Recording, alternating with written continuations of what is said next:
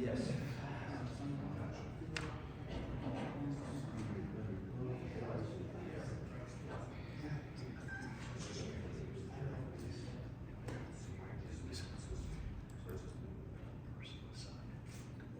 Good morning, Tom. How are you? Good. Is it just me today? Whenever you're ready, Mr. Chair, you are recorded. Then live, we'll go live when we're ready. Okay, thank you, Kim. We'll let the Honorable Judge Montero find a seat. Good morning, Judge. Good morning. Do you want us up there? No, we'll get there pretty quick. I hope. Good morning. Okay, good morning, everyone. Welcome on Monday morning, April 7th at 0830. Call to session this regularly scheduled meeting of the Humboldt County Board of Commissioners. Before we do the Pledge of Allegiance, just a point of note, captured in the roll call, Commissioner Cherry is not here today and he's not online. He's on a plane heading back to Washington, D.C. to participate in a lands meeting representing the Nevada, or the National Cattlemen's Association. So it's pretty cool. We have someone from rural northern Nevada going to be very impactful this week in Washington, D.C. I told him we'd watch for him on any conservative protest line. With that, please stand and join me in the Pledge of Allegiance. Commissioner Brooks, will you lead us? I pledge allegiance to the flag of the United States of America and to the republic for which it stands, one nation, under God, indivisible, with liberty and justice for all. Thank you. Again, for our roll call, Commissioner Cherry, not here. Everyone else, please note all other commissioners are present and in attendance here in the county courthouse meeting room. Okay, the next item is public comment, and I'll just offer a point of interest. We have a public hearing at 10 o'clock. So if you have public comment related to that public hearing, I'd ask that you do it at 10 o'clock when we open it up for public comment associated with that public hearing. You can do it, if you want to do it twice, that's fine, but it might be more impactful if you lead us off with public comment at a public hearing at 10 o'clock. So with that, I'll open it up to public comment. If anyone has public comment, please come up. Christina, good morning. Please have a seat. State your name clearly into the mic for the record and your affiliation, if you will. And then, as we've discussed, ask you to try to be impactful in 3 minutes or less. So thank you. I wanted, Christina Kennison, I want to put on the record that there seems to be an error on the agenda for item number 16. The consideration, discussion, possible approval for the following, and it's listed as VA-24-06. That's it. We made a correction there. We'll capture that when we get to that item. It's basically just a title. The application number is actually VA-2502. Tony, sorry. Is that not an open meeting law violation? No, I think it was more a clerical mistake. Okay. The report is consistent with the report is consistent with the actual variance. Okay. We discussed it with Anthony, and he suggested that since everything other than the clerical issue, that there was no substance change to the application. So It made the agenda item very confusing. okay, well, appreciate you pointing that out. We'll run it by Anthony, and as long as the meat of the topic didn't get changed, we're going to proceed. Thank you. Chairman, it is listed on, correct, on the number 16, the public hearing. That's the correct variance number. On the public hearing? Yeah. So they're both being considered? Oh, you're talking about the packet that was, the attachment was included in the agenda. Yeah. That's how confusing it was. But thank you for. Okay. Please. I've spoken to County Manager Don Kalkoske before. And we briefly spoken about the ownership of the airport, and one of the concurrent resolutions came up. And the one that was of concern was the one dated November 20th, 1974, that gives veto power of city council and county commissioners on airport board action. And that actually goes against the NRS for the municipal airport code, which, if that's the whole reason for saying that the city owns the airport, is, it's of high concern on that. Thank you. Thank you. Any other public comment on any items before we move forward in the agenda? Any online? No, you showing any? Don't see any hands. No hands. Okay, going once, going twice, gone. Item number 5 is the 6th Judicial Court, Fund 205 for possible action. This takes us back a few weeks to our budgeting session. Happy to have our comptroller and Judge Montana here to cover, I think it's tab 4, if I'm not mistaken, in the binders. First tab is juvenile. So with that, Morning, everyone. take it away. Good morning, I'm Mike Montero for this agenda item, District Court Judge. It's nice to be here with all of you. I apologize that we didn't make it back on the 25th. Mondays are busy court days, and you had a busy calendar that day as well, so I appreciate you accommodating us today. I don't know that I necessarily have a lot to add other than what's contained in the B1 forms with our various budgets. If I can answer questions for you, I'd be happy to. I think we have in the juvenile service one some increases with what's occurring with salaries and those benefits. District, well, I'll stay one at a time. I guess I think you can handle them separately, but Mr. Chair, I have a question. Please. Any concerns your salary and benefits? See, your salaries increased by 14.3% and hers by 27%.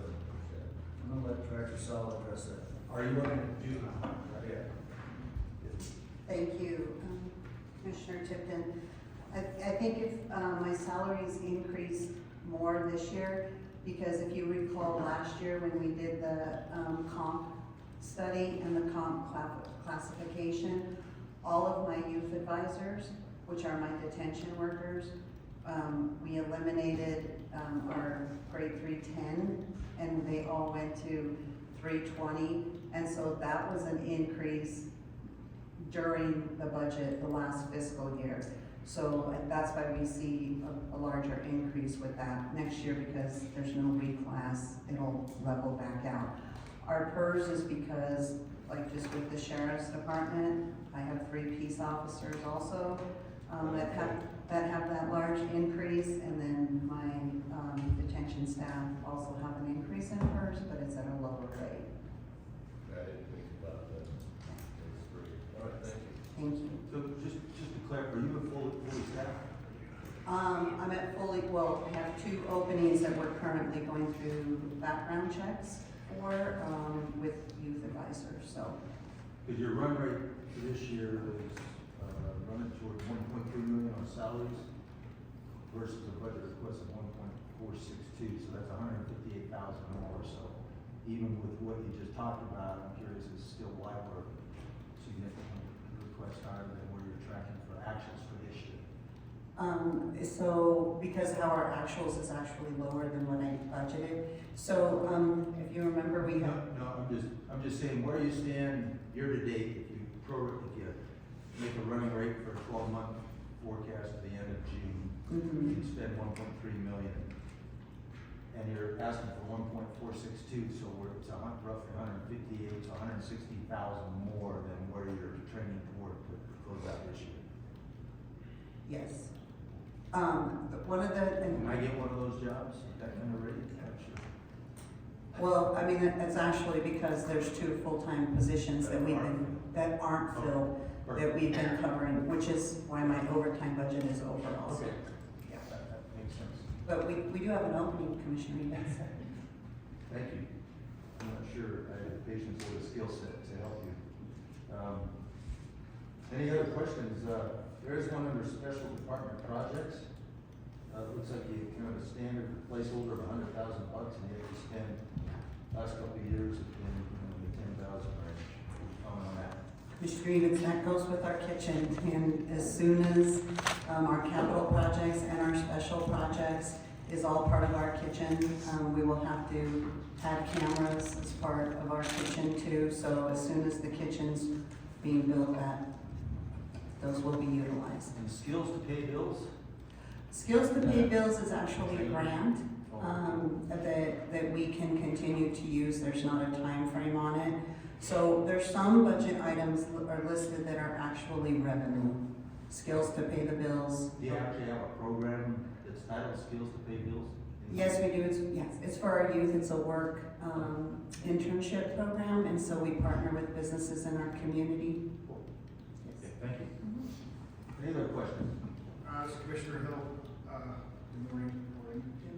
On your drug report, it looks like you budgeted up to 40,000 last year and then didn't come close to it, and then now we're back down to 30. Any reason why you jumped up and then we weren't able to fulfill the budget? Our budget items really depend on our youth that are involved in our system, how much they like treatment, how much drug testing.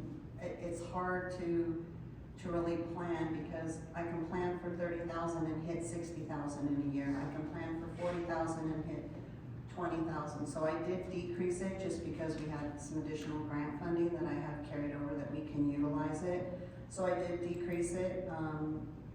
Nothing changed in the offering though, it's still the same, the services are still there. The services are still there. Thank you. And the capital outlay, if we were budgeted this year at $350,000, we haven't spent anything, and the next year is another $350,000. So that's part of our kitchen expansion too. And later in the agenda, there's an approval for a letter, and once that's approved, we can bid it out. So, we may be able to use some of that this fiscal year, but we're gonna need it for the completion of the kitchen expansion. Okay, so it's a $350,000 plus the special department projects of $100,000, so $450,000. If you recall, the total price of our kitchen, our expansion was about 1.67. It keeps going up the longer we wait. Any other questions? I'm prepared to make a motion. Motion to do? As Commissioner Hill, I would make a motion that we tentatively approve the juvenile services budget. Okay, Commissioner Hill has a motion on the floor. All those in favor? Aye. Aye. We're slow eyes. Yes. Sorry. Clerk Sparrow said there is coffee available. I'd ask you to take your medical draft and leave you. Well, that passes unanimously. Thank you. Good. The next one is tab 5, and this is the district court.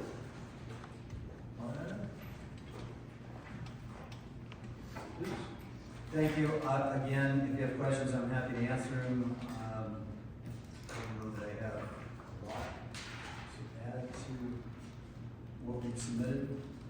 I mean, I could give you a long speech about how things are going on in the courts. Probably not what you all want this morning before the coffee's kicked in. But things are going well. And Judge, I know a lot of yours are best estimates and probably estimates on the height, and sure you cover anything that we need or comes through. But so a lot of them, for example, contracts and agreements, it's a placeholder of $100,000, CSA program, $35,000. we never spend, looks like we never spend anything close to that. Is that just a CYA kind of thing? Well- Make sure you got it covered? Yeah, thank you, Chairman. You know, I guess the best way to kind of, frame some of this is, you know, we're in the people business. And sometimes it's hard to predict what people might do and what is going to occur within the courts in a year. Now, the CASA one, is one we've been holding on to for some time because it's a new program that we've been trying to implement. It did require that we be approved nationally. It's a national program. It's court-appointed special advocates. It's required by law that we appoint a special advocate or a guardian ad litem for our children in dependency cases. We're out of compliance with the law, and we have been for a number of years. And so every time I do an order in a child dependency case, I have to include language that we're unable to meet the guardian ad litem part of the, you know, of that case because we don't have a program. So we finally got federal approval. We got state approval. We even got some state grant money last year to get the program implemented. But what we're doing is we're trying to hire a program manager, and it's going to be a contract. It's going to be an independent contractor, and that's what this $35,000 will be used for. It'll be part-time. They'll bill the court for the time that they spend. I've had two administrators or directors of that hired. Both of them, one of them we didn't finish negotiating the terms, and then the second one went with me to a CASA statewide conference, and I think came back thinking, wow, this is a little more maybe a little more stressful type of employment than I want to get involved in, and so then resigned just like very shortly after getting involved.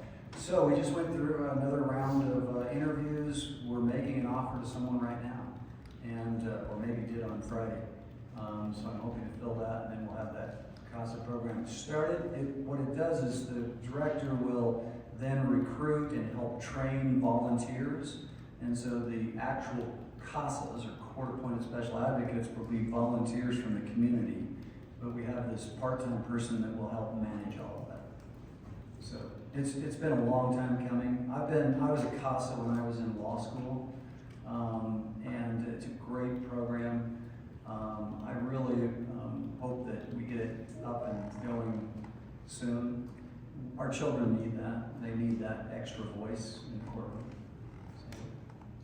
Yeah, my only point was, you get it, you're in a kind of a unique,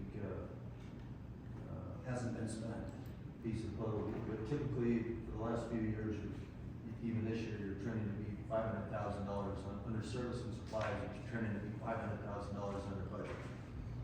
So, and just after 3 years of doing that, I would, my previous, again, you're not in the mining business, but if you were, I would say cut your budget by $500,000. So, Thank you. Yep. Not gonna happen. Thank you for your advice. Yeah, it just sticks out, that's all. I want to be an equal opportunity No, it and does. scrutiny of it's money that comes from some taxpayer somewhere, whether it's in our county or the state or somewhere in the United States. So But the anyway. beauty of it is I don't spend it. Well, right, I've got a different perspective on that. I know. Mr. Brooks?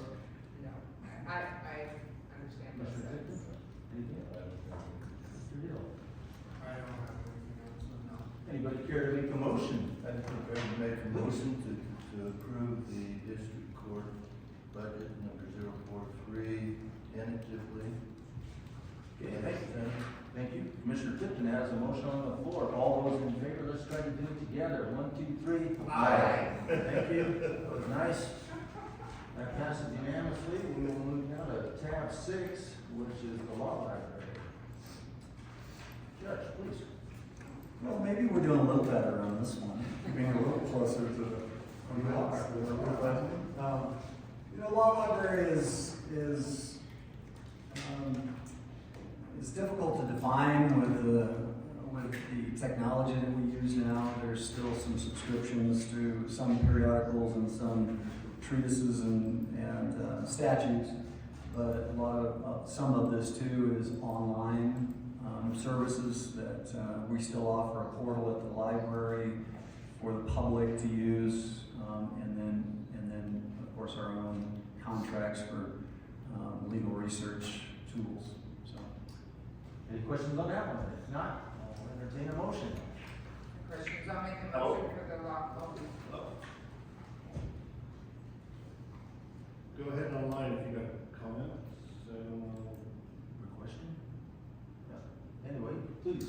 I'll make a motion on the law library, 045 For tentatively approving that, so there is a motion. Tentative. Yes, thank you, Commissioner Brooks. There's a motion on the floor from Commissioner Brooks. All those in favor? Aye.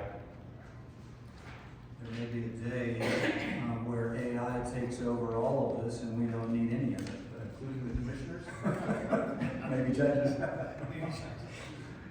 Okay, tab 7 is specialty courts.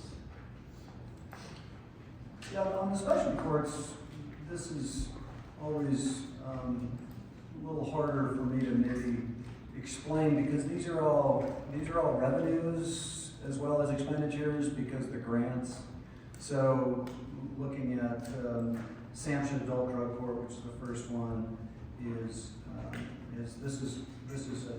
believe it's closing out our last adult drug court grant. Now we're going to a BJA grant, so we'll have a different budget for the BJA grant. I'm gonna look to my right here if I need help here, but it's really documenting how much in that particular grant that we're going to have to spend to close it out, or in the new grants as to what's allocated for this next fiscal year. And then they go through several different, I assume you want to do all these together, but if you want to do separately, you can.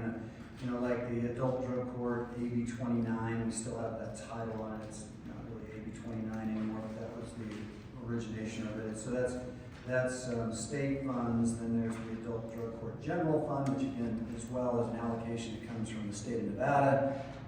State of Nevada general fund that is, we apply for these funds and we're in competition with other specialty courts across the state for these funds. We get it's kind of a very broad overview, but the rural courts get about 17% of the total state allocation for this general fund, 16 or 17%, and so then that's divided up amongst all the courts in rural Nevada, everything except for Washoe and Clark. So we get a portion of that we apply for, and so this is how we plan to allocate those funds. Family treatment court one, we're in the process of, we've stopped our family treatment court, and now we have some funds that are, what's the term I'm looking for? Being reverted back, and so I think this is just the wrap up of that. There's a couple on family treatment courts, because we did receive federal funds and some state funds. We will not apply for any of those state funds this year. The BJA is the new adult drug court grant. Drug testing is a separate department there, where each one of our programs has to pay for their own drug tests. So we have an account set up to account for the cost of those drug tests, and then it's billed to the respective court, drug court, specialty court. And then a couple of smaller ones, DUI court, mental health court, and juvenile diversion at the end. We're not applying for those funds anymore. This was a state allocation again through that general fund, but we're not applying for those now. I think we can, to the extent we have some of those expenses, they can be taken care of in the juvenile budget. And I think that's it.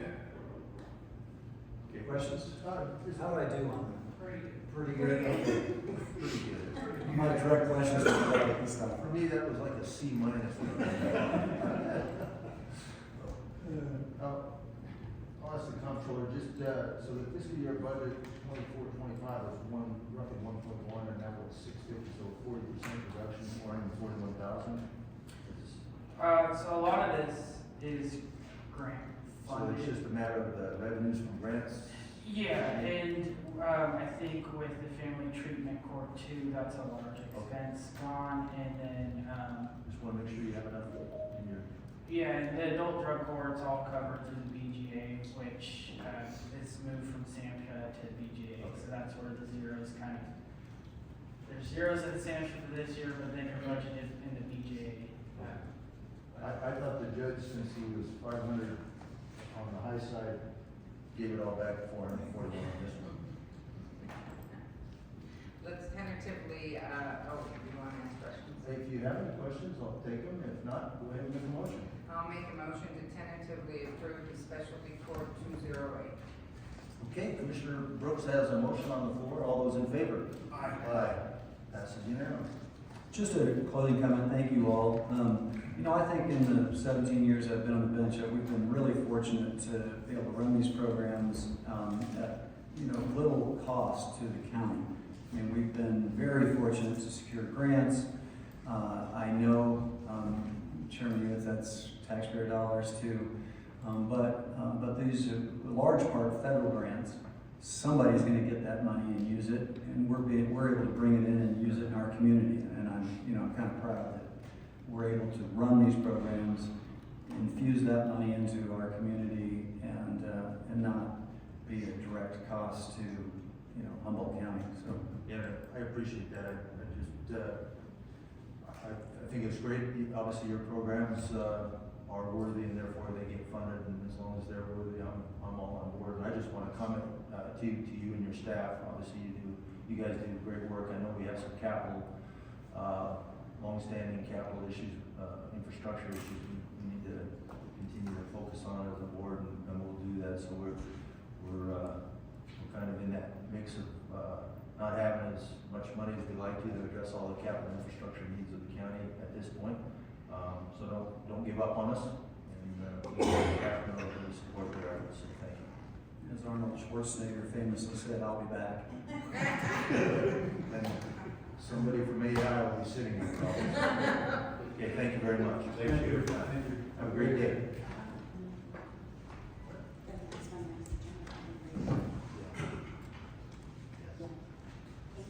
Thank you. Okay, we'll move on. The agenda is item number 6. This is approval of minutes. This is up for possible action. There's a boatload of them here. A majority of them date back to 2018 and 2019. So just a point of note, I think Commissioner Brooks, Commissioner Hill, Commissioner Evatz, were you here? So it sounds like there's one significant scrutiny, or scrutiner, for those items, and then the budget hearing minutes. So we'll just be approving for form. That's okay. And with that, any questions, comments, or concerns on the minutes as published? No, Commissioner Tipton? I would make a motion to approve the minutes that are presented in our agenda, as presented. Okay, Commissioner Tipton has a motion on the floor to approve the minutes, all of them that are captured in the agenda, and again, to form for those 2018 and 2019. So with that, all those in favor? Aye. The motion passes unanimously. So thank you. Item number 7, approval expenditures. I think the expenditures are going around.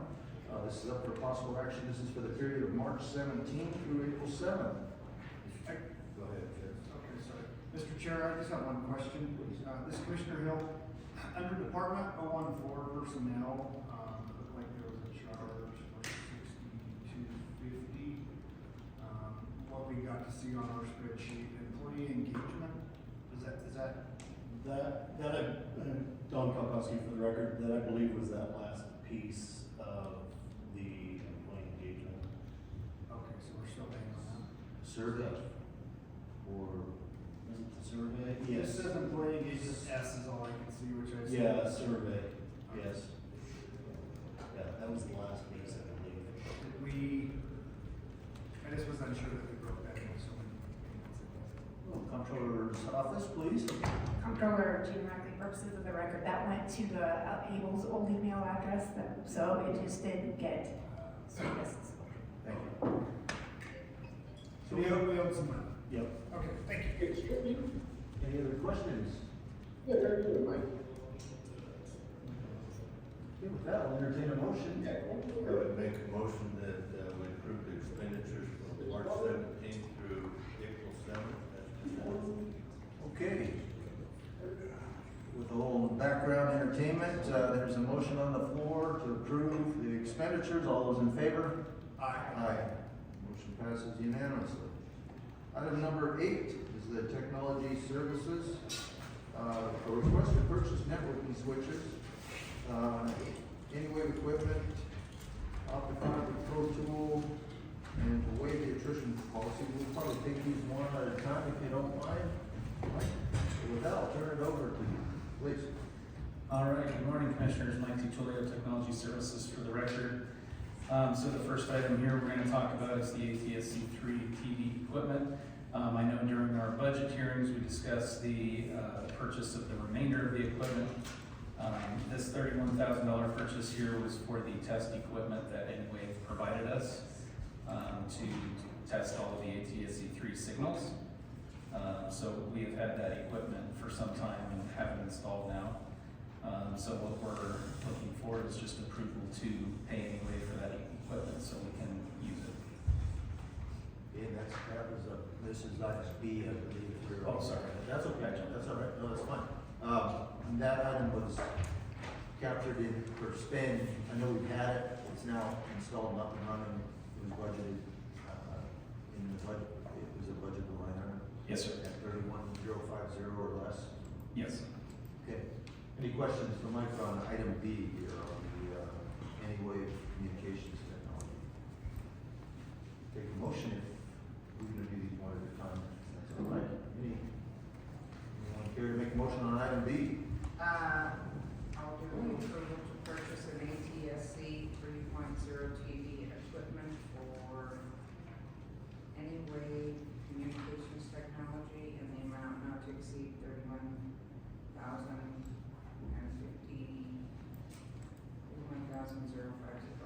Okay, thank you. Commissioner Brooks has a motion on the floor. All those in favor? Aye. Passes unanimously. Let's go back to item A, which is consideration, discussion, and possible approval to purchase 8 Catalyst 9000 compact 12 port network switches and 2 Catalyst 95 148 port networks and Amplify SA, an amount not to exceed $62,751.52. Mike? Yep, Mike Tutorial Technology Services for the record once again. So these 8 smaller switches, the Catalyst 9000, those switches are for some of our remote locations where we don't have a lot of power. Either we're operating off of solar or battery power. And these switches will replace some smaller, kind of off-the-shelf mini switches, if you will, with a managed platform that we can utilize to remotely manage the switches without going out to these sites. They do draw a lot less power than our normal switches. That's why we are requesting those. As far as the 2 Catalyst 9500s, those switches will be used for, so we had originally purchased 2 9500 switches for the data center at detention, at dispatch rather, and we were going to take one of those switches and we moved it to Sports Complex as our backup data center. So these 2 sets of switches, one will replace that first switch that we took from dispatch, and then the other one will actually replace the edge switch that we have at the NDOT yard, where most of the fiber is coming in for this fiber project that's going on. And that's what those 2 switches are for.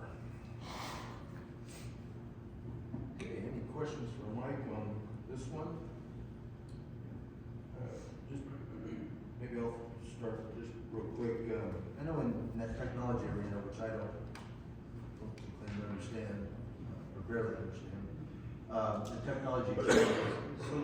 So this type of infrastructure, based on your best estimate, what's the expected usable life before you come back and say, I need to replace the CAT 9000s and the CAT 9500s?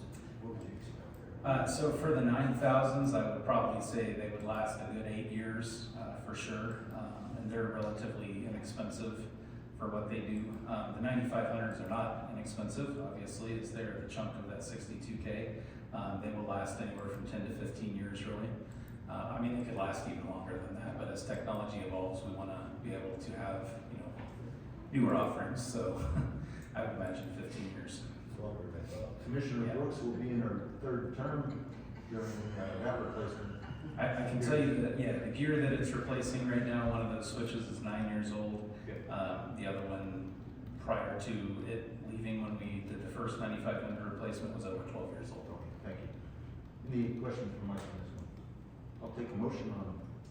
Mr. Chair, I would make a motion to approve Technology Service Department's request as presented to purchase the 8 Cat 9000 compact port network switches and 2 Cat 9548 port network switches from Amplify SI and amount not to exceed $62,751.52. Okay, Commissioner Tipton has a motion on the floor. All those in favor? Aye. Passes unanimously. We'll go to item C, which is consideration, discussion, possible approval to purchase a Fluke Networks Optifiber Pro Quad OTDR tool from Annixter Inc. and amount not to exceed $16,859.23, plus shipping to be determined. Yep, Mike DiGiulio, Technology Services. So this tool is something that we can use as we grow our fiber infrastructure within the county. We can use this tool to not only troubleshoot any fiber issues, but also certify our fiber installations. It will also function for our copper infrastructure. If we do any installations with Belden, that manufacturer requires certification to uphold their warranty.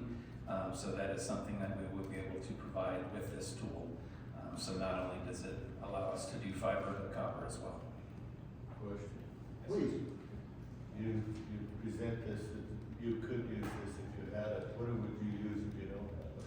So right now, being as we don't have it, if we needed something certified for installation, we have to contact the contractor and have them do it if they have the tool. It's not something we currently are able to do in-house right now. As far as fiber, we do have, and also copper, we do have some lesser testers that we can use that have, fewer functions. So this tester would allow us to, with an OTDR, if you're not familiar with optical time domain reflectometers, basically what they do is they allow us to view where a fault is in the fiber line. So if we're trying to figure out if, is it at a connector, is it somewhere between point A and point B, this OTDR will actually tell us down to the foot how far away the fault is from one end or the other. So it'll really help us locate faults and How else would we resolve. use it?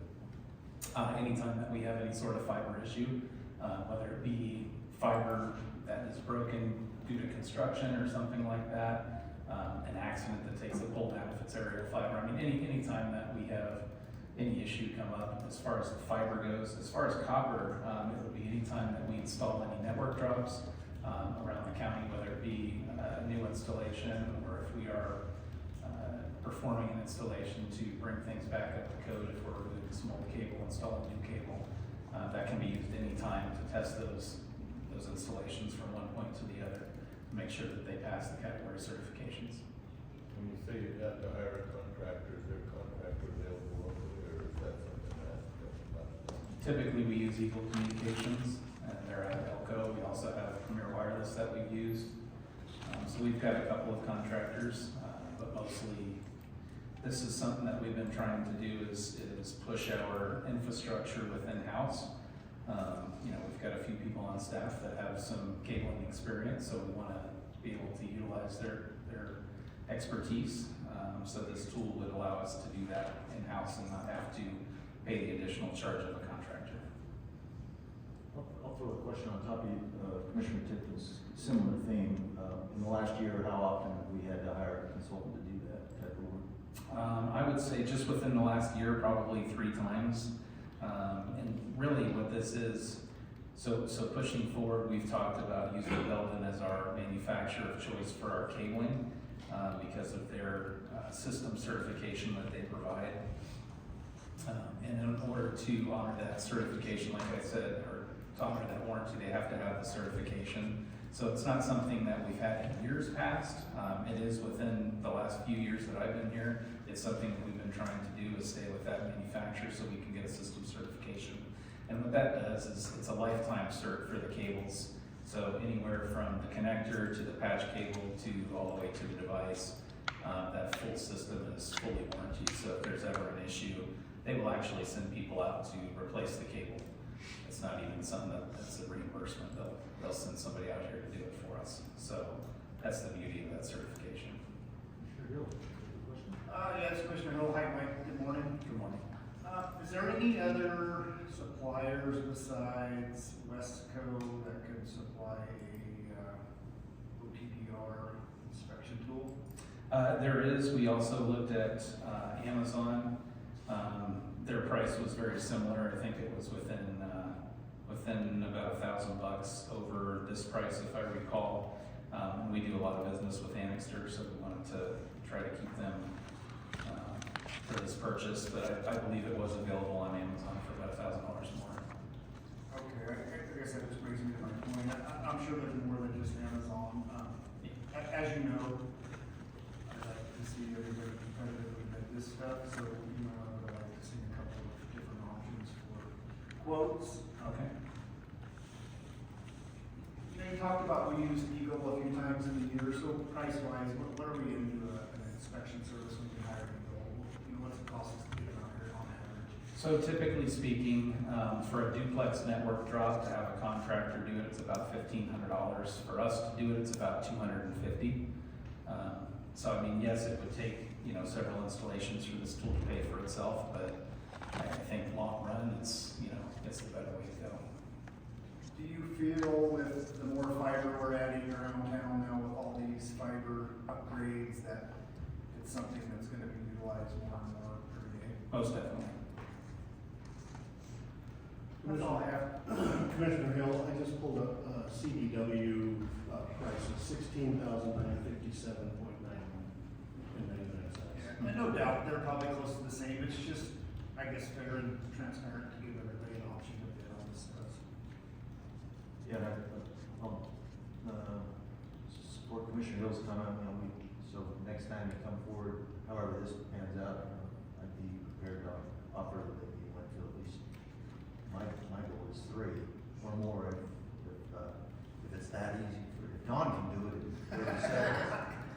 Yeah, I just didn't know if there was a certain dollar amount, in which case you guys like to see that. I mean, we'll usually go through and kind of look at a few options before we bring it to you guys. Try and bring you the cheapest one, so, I mean, we do our I don't homework. think we've established a specific dollar I have in my head, I just think it's good business it's just like if I'm buying something online, I'm looking for several options. Sure. If it's something, scan for, go ahead, Commissioner Brooks. No, my questions were asked. Commissioner Tipton, anything? Sorry, Commissioner. No, I just have a follow-up, this Commissioner Hill, and it's not always what it's about the cheapest, I guess. Obviously, we're trying to save money for the county, but sometimes the cheapest option is not always the best option, and if we do have a few competitive bids, then it gives us more options. Just Understood. looking for options, and in fairness to all the local people that could possibly supply this. Absolutely. So it seems like where we're at here is, if it's 1,500 to call out, you said we've done 3, I'll just use 3, so say we do 4 a year in round numbers. You can do the math on that, so 6, so we're talking about a 3-year payback roughly. So Yes. it's the board's pleasure, we can continue to use a contractor, or we can put the tool in our toolbox and train our folks up and go from there. Well, when I brought that up, my concern was that this might be a tool that we set in the shop and not be used very often. See the need for it?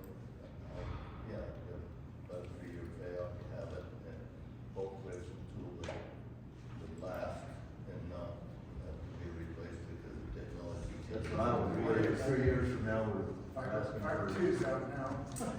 Okay, what's, all valid, comments, concerns, what's the board's pleasure here? I'll go for a motion. Good. If I can get my stuff together. Item C. Item C, okay, thank you. I would make a motion for the approval to purchase the Loop Networks OptiFiber Pro Quad OTDR tool from Annixter in the amount not to exceed $16,859.23. Okay, thank you. Commissioner Hill has a motion on the floor. All those in favor? Aye. Commissioner Brooks, you and I didn't agree? Okay, that passes unanimously. And the way you guys roll those, OTBR tools, they sound like you guys are IT folks, so that's impressive. Item D is consideration, discussion, and possible approval to waive the attrition policy to hire a technology services technician position. Mike, please. Sure, Toledo Technology Services for the record. So as we kind of brushed upon in our budget meetings, we were gonna lose a tech. We just lost him April 3rd. Aaron has given his 2 weeks and parted ways. So we are looking to approve this position. We're already down one position that the board didn't want to approve for us to fill. So we're down that position as well as this position now. And we're still looking to finalize the position for district court. So really we're operating technician-wise at about a 63% capacity for our department, about a 73% capacity to budget. So we're, we really need this position in order to continue offering the services that we offer in a timely fashion. All right. Pretty straightforward one. Any questions on this attrition waiver? I just have one question. Mike, what did Echo, what's the primary role of this position that you just recently lost? Yes, so, and when Aaron first started with us, he was always brought in as a computer tech, IT position, but his expertise was in communications, and he was Jerry's right-hand man for a long time. And now we've hired Brian, so when we hired Brian, we moved Aaron over to the network side of things, so, really, Aaron's position is in network at this point in time, and that's really where we would need this next person to be. Currently, I'm probably one of the only Cisco guys. We've got a couple other folks that have some Cisco training, but we're really looking for someone else on the network infrastructure side of things to fill Aaron's shoes.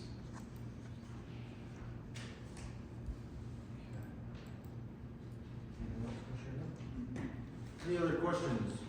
No, I'll entertain a motion. Mr. Chair, I would make a motion, that we approve the waive the attrition policy to hire a technology services position. Okay, thank you. Commissioner Tipton has a motion on the floor. All those in favor? Aye. Passes unanimously. And item 8E, Technology Service Department, provide us a public safety project update, information on completion. Mike Toledo Technology Services for the record. My co-part, Craig, is over here to provide his update on this presentation. So between the two of us, I hope that we can provide a good update for you guys and answer any questions that you may have. With that, I'll turn it over to Craig. Thank you. Craig Brooks, CSI Telecommunications for the record. I think I gave you guys made it the packet in, the agenda packet in, as far as. Perfect. In a way where it's done, you just prompt in and it'll advance the slides you. Okay.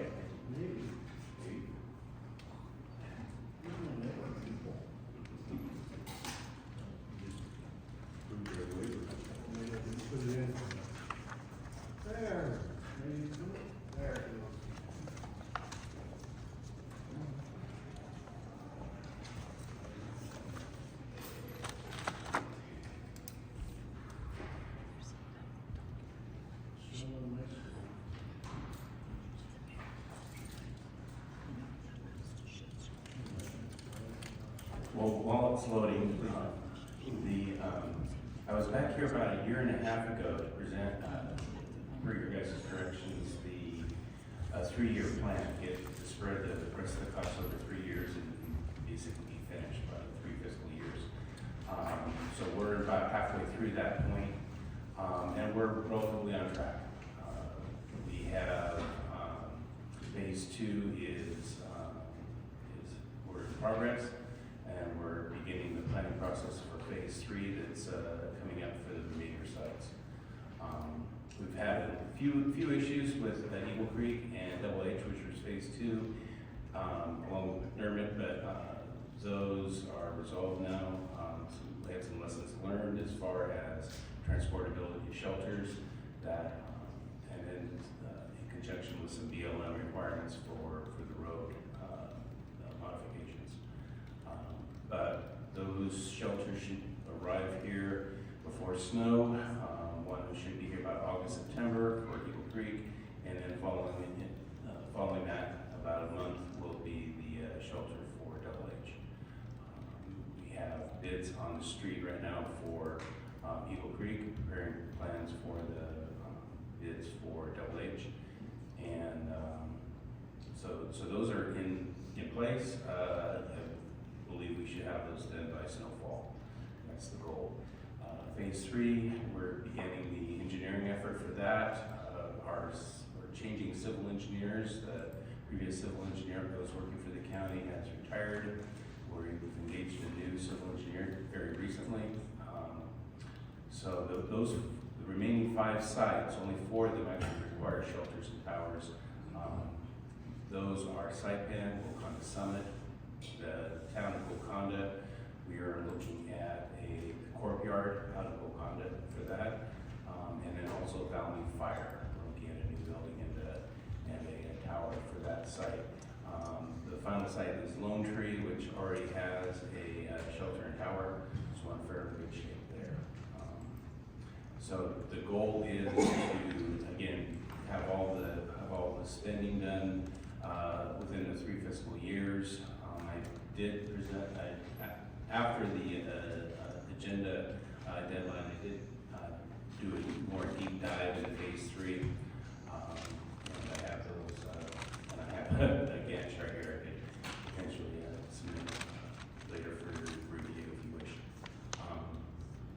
One thing that has come up, one strategy is we're switching. We've been using brand new shelters made by Thermobond. They're excellent shelters. They are a premium and they take a long time to build. They're fully integrated with the batteries and DC circuits and everything, so that all you have to do is basically add equipment. I found a vendor named Cellsite that refurbishes shelters. So they'll buy a whole bunch from AT&T or T-Mobile and scrub them up, and then they can basically change them to how you. So I'm actually piloting one for another client right now. It's in California.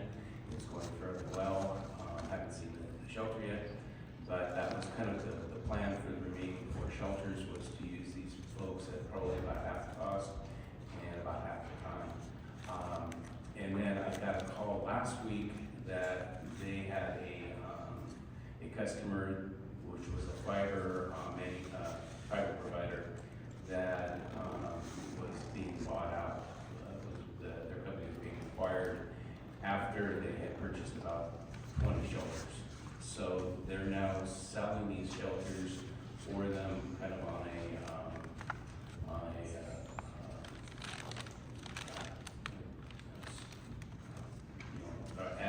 not as an basis, but they're looking for buyers for these, and I'm selling those for them.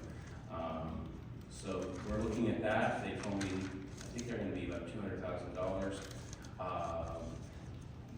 So that would be less than even refurbished shelters. They aren't exactly how we would like to have the shelter, but we can make them work. It's kind of like going to Costco and buying a whole bunch of tortillas, even though you only need 5, but they're still cheaper than the 5 tortillas you buy at the store. So we're looking at that possibility. So I'm gonna jump in here, just for the sake of moving things forward. Obviously, you have what you need. I appreciate looking for alternatives, but to get this project, for lack of a better term, moving forward and over the finish line, I'm gonna go to your, what I call a very generic Gantt chart, so Yeah. it's loosey-goosey would be the best definition. For example, you have, equipment purchase and manufacturing, there's like a tower purchase. Mhm. You've got 6 months for tower purchase in that. How can a tower purchase take how does that fall? To me, that have to be like a one. I use that number because our last, tower bid that we had, for Double H, the manufacturer that the vendor we selected, Western Utility, gave us 180-day lead time. So that's why I used it that time. They actually pulled that number in quite a bit. And it's actually gonna be arriving a lot sooner. But at the time, that was the number that I was looking at. Equipment installation, shows us 15 months. Does that make sense? Let me, Second quarter 2026 through third quarter of 2026, 27. So I'm not sure if that's, am I missing the heading there? Is that third quarter of 26? So for which site? So we have fiscal year 25, 26, and you got Q2 of 26, and then Q3. That's the equipment installation, so we're talking, is that 6 months, or? These are 6 month, 3 month, these squares are 3 month. Right. So which one? Equipment installation on all of them. On all of them? That encompasses a number of items, and is a little bit conservative. We've had some issues with being able to get McDermott finished up because of the kind of spreading the staff a little bit thin on that. So I did take a little bit into that installation number. And then also, we're going to sync up, in order to save some money, we're going to sync up all the microwave for phase 2 together, as well as all the microwave for phase 3 together, so that we'll only have one mobilization from the microwave vendor to install equipment. So I should probably have given you a little bit more of a deeper dive into the Gantt chart. I can, yeah, if you want to, yeah. I have phase 3 shown here as a deeper dive, and you can kind of see some of the more nuances. So what's the end date? When do we break a bottle of champagne over this thing and celebrate success? Mike, this question for you. Give me a month and year. Yes, Mike DiTullio for the record. So, I mean, if everything were to go well, we would like to see things completed at the end of, third quarter of 2026, obviously. I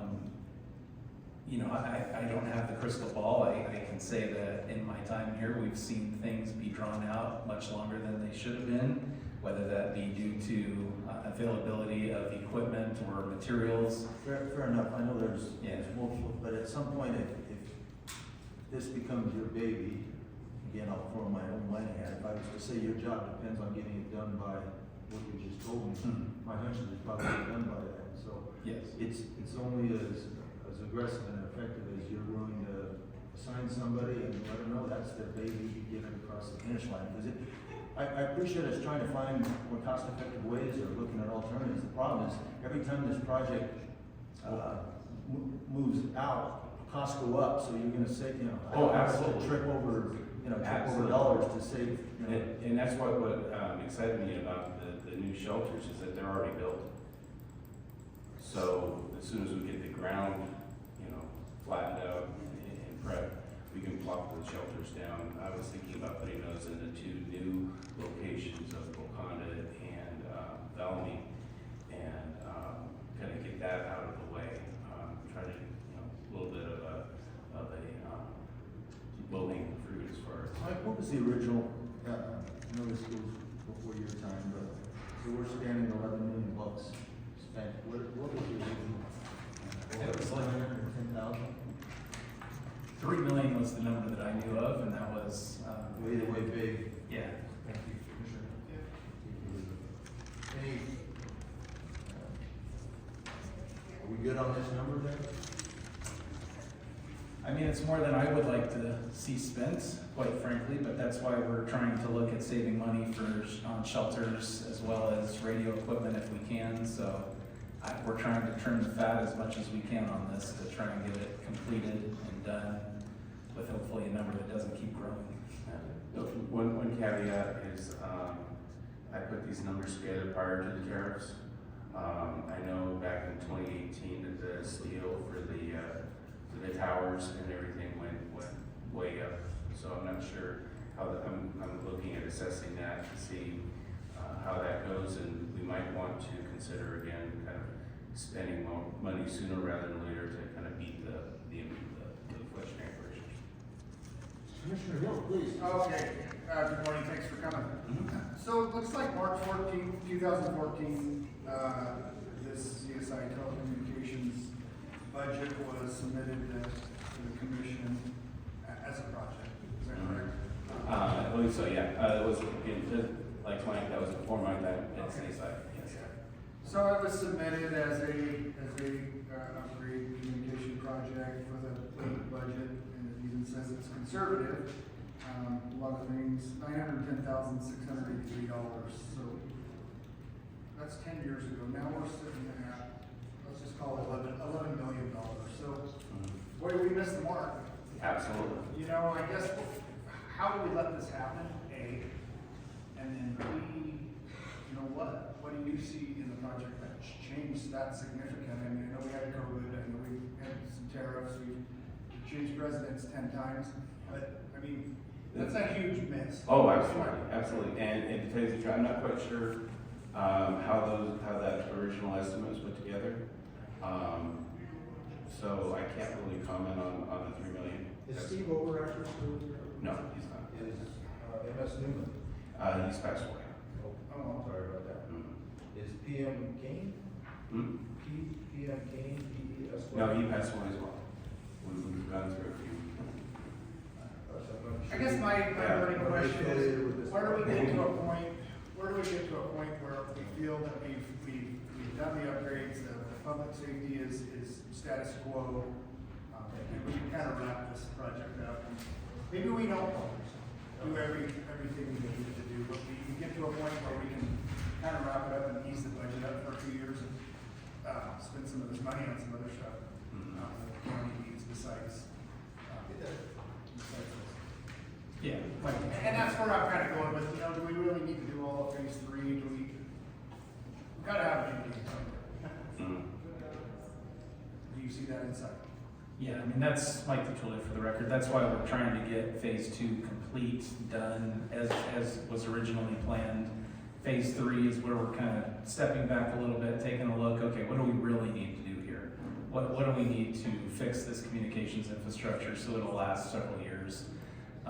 You know, what is the bare minimum we need done to get through this? And that's why Craig's been looking at, you know, some cheaper price shelters, because even those are way better than the shelters that we have today.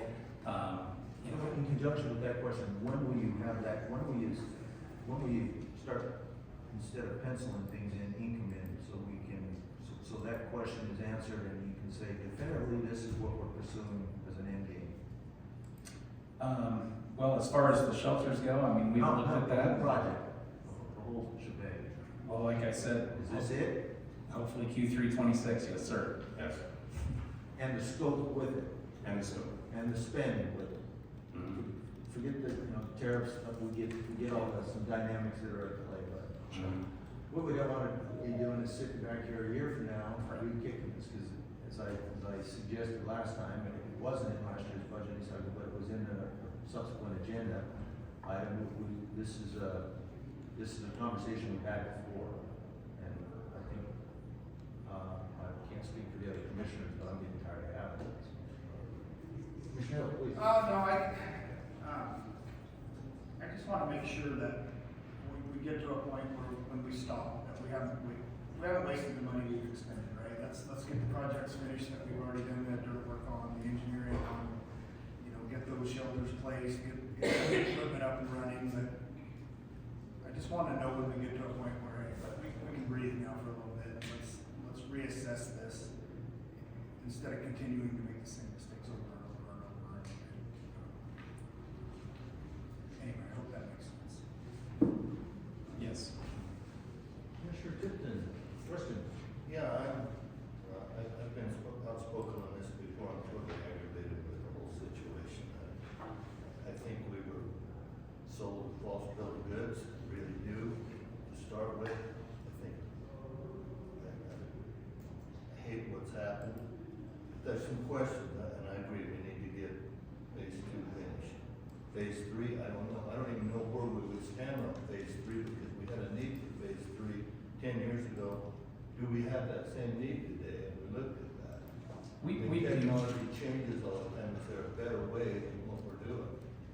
And that's why I'm looking at using, fiber over microwave, just as an example, right? As to a different way to get things done, in a more cost-efficient manner. And I understand that. And then when we talk about using refurbished buildings, why did you use AT&T as an example? Why did they get rid of it? Are they not good anymore? Are we gonna be buying something that we're sorry we bought?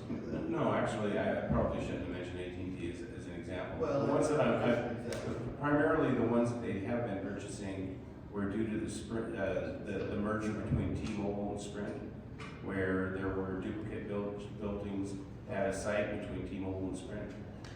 Though there have been some other people like this fiber provider who got bought out. Yeah. The other question that I had, that I'm getting from this conversation, you mentioned that you're having trouble finishing the McDermott site because of staff being spread too thin. Whose staff? Humboldt County staff or your staff? Humboldt County, this phase 1 we did with outside help. We used Eagle Communication to come in and put everything in. Now we're asking the county staff to, in addition to their work for maintaining the equipment that exists and keeping everything up, to go out to remote sites and install equipment. I think it's been a little bit of a challenge for them, as far as I can tell. It sounds like it's scheduling wrong. Or is it that's not what we do problem? No, it's more of a, we don't have enough people to go everywhere problem. When we made that decision to take that on internally, it was to try to save money. And we had the staff at the time, but, people come and go in our department quite a bit. It's a little bit transient. So as far as running our communication staff in order to do this, it does take them off of other projects. So, and then our other staff has to cover those things that come up, on a daily basis for regular work. So it is difficult, which is why we're trying to get fully staffed with what we've got. So without getting fully staffed, what I'm hearing is you're not gonna be able to have anybody do that because they're doing other things anyway. So how long do we set without that getting done? We could move back to the outsource model for the installation of the radio equipment. I think it would probably make a lot of sense as far as trying to pull us in, make sure that we pull us into the 3 fiscal years to outsource. And we are outsourcing some of it. The microwave radios are being installed and optimized by the microwave vendor Evatz. And we've leveraged the fact that they're up on the towers putting in the microwave dishes, and we're having them put in the land mobile radio antennas and cables at the same time. So that's save a few bucks too for having only one crew to do it in one mobilization to get all of that stuff in. It's then just the equipment within the shelters that and the programming of radios and so forth. The other question I had is that one of you mentioned that when we get the buildings arrive, when we get the ground flattened, they can be installed. Why can't we have the ground flattened already? Why couldn't we have it flattened a year ago? Waiting for. We're currently working. I think Don is working with Valley Fire and then working with Public Works on getting that land defined. We've had a couple of changes as far as where initially we were going to go on the fire, in a valley fire inside their buildings. That did not work out for a number of reasons. So we kind of shifted gears and we're looking at putting in, you know, a shelter and a tower at those locations. So that's kind of new on our plate. Saipan, we have an initial survey done and a plot plan. And we're working with, I believe we needed, we're looking at the Crawford lease to make sure that we're good there.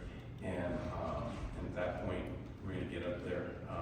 Mega is the local crane company that transports the shelters up the road.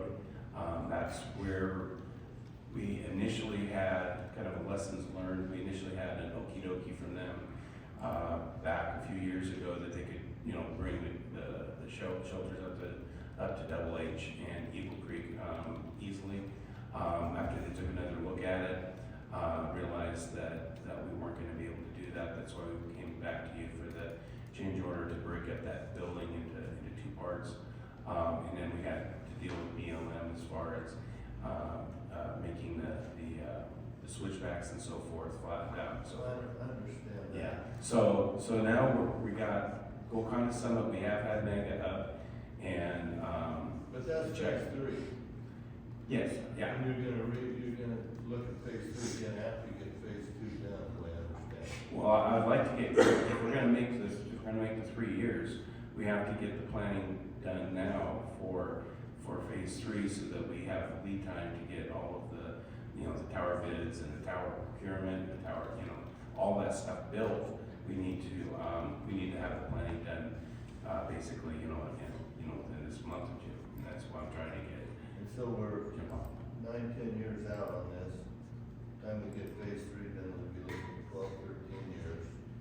I'd like to have somebody tell me that what was planned back then is still needed, so that we don't, you know, we gotta finish phase 2, but we do phase 3, and then our sheriff's department tells them, yeah, we're not gonna use those kind of radios anymore, we've got a better new technology to use. Land mobile radio is here to stay. I'm convinced of it. They're having an on-premises network, basically, you know, on your dirt, is really the only way to go for mission-critical communications. You can't rely on satellites. You can't rely on outside vendors providing you know, services. You know, it's been shown, you know, people, there are cellular companies out there that are selling time on their networks for state and local folks, and that it's not worked out.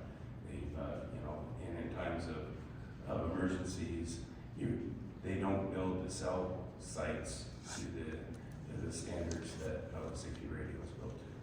So you don't know if you don't have power. I just have a couple of questions here, I guess, to move this along. This Commissioner Hill, I see, Mr. Shepherd is in the room. I guess from an outsider looking out, I know, Mike's had a part of this, you have a part of it, Mike's got a part of it.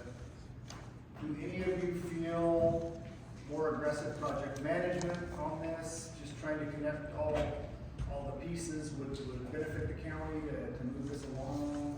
Just seems like everybody's kind of doing a piece, and then you gotta talk to that person when things happen. You know, in the interest of moving this along and getting it completed on time and on deadlines, do you feel that project management is needed? I feel like we are on track for the initial 3 fiscal years that, you know, that we talked about, you know, a year and a half ago. That you know, we're right there. If you want to try to accelerate that and bring it in faster, we can take a look at it. I think it will be, you know, it's the project management triangle, you know, cost, quality, and time. We want to keep the quality for mission critical radios, so you know, we're looking at cost versus time. So you know, we could bring in outside, you know, like I said, the outside contractors to do more installations. We could try to get it up ahead on the you know, get these Who shelters. manages that portion of that? Do you manage that? Does Mike manage that? Who manages the Who manages the project in the office as well?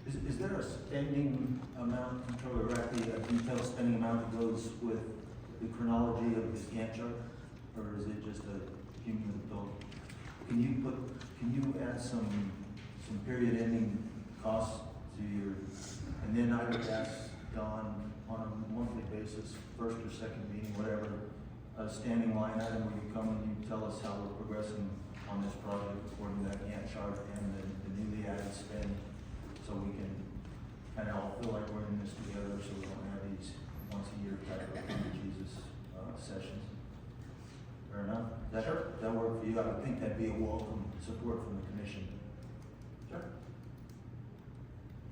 Is that a yes? Yes, sir. Any other questions?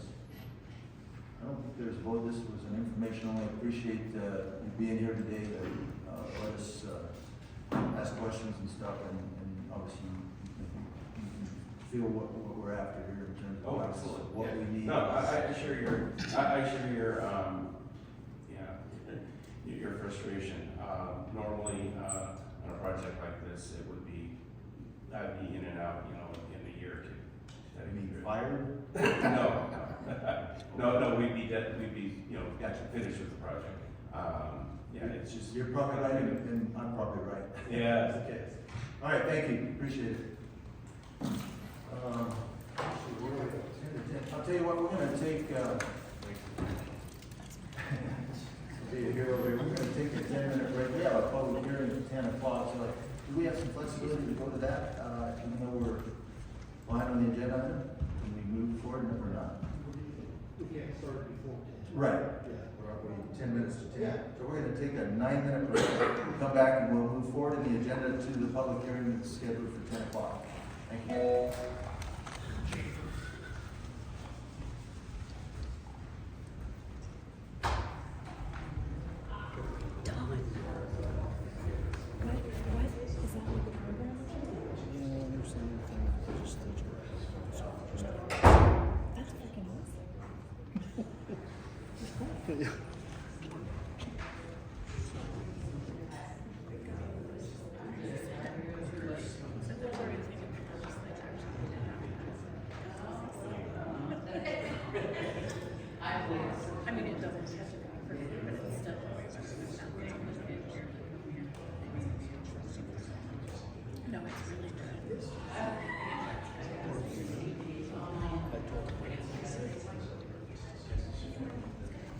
If you get that done. I'm sure some is on. Yeah, he might stop.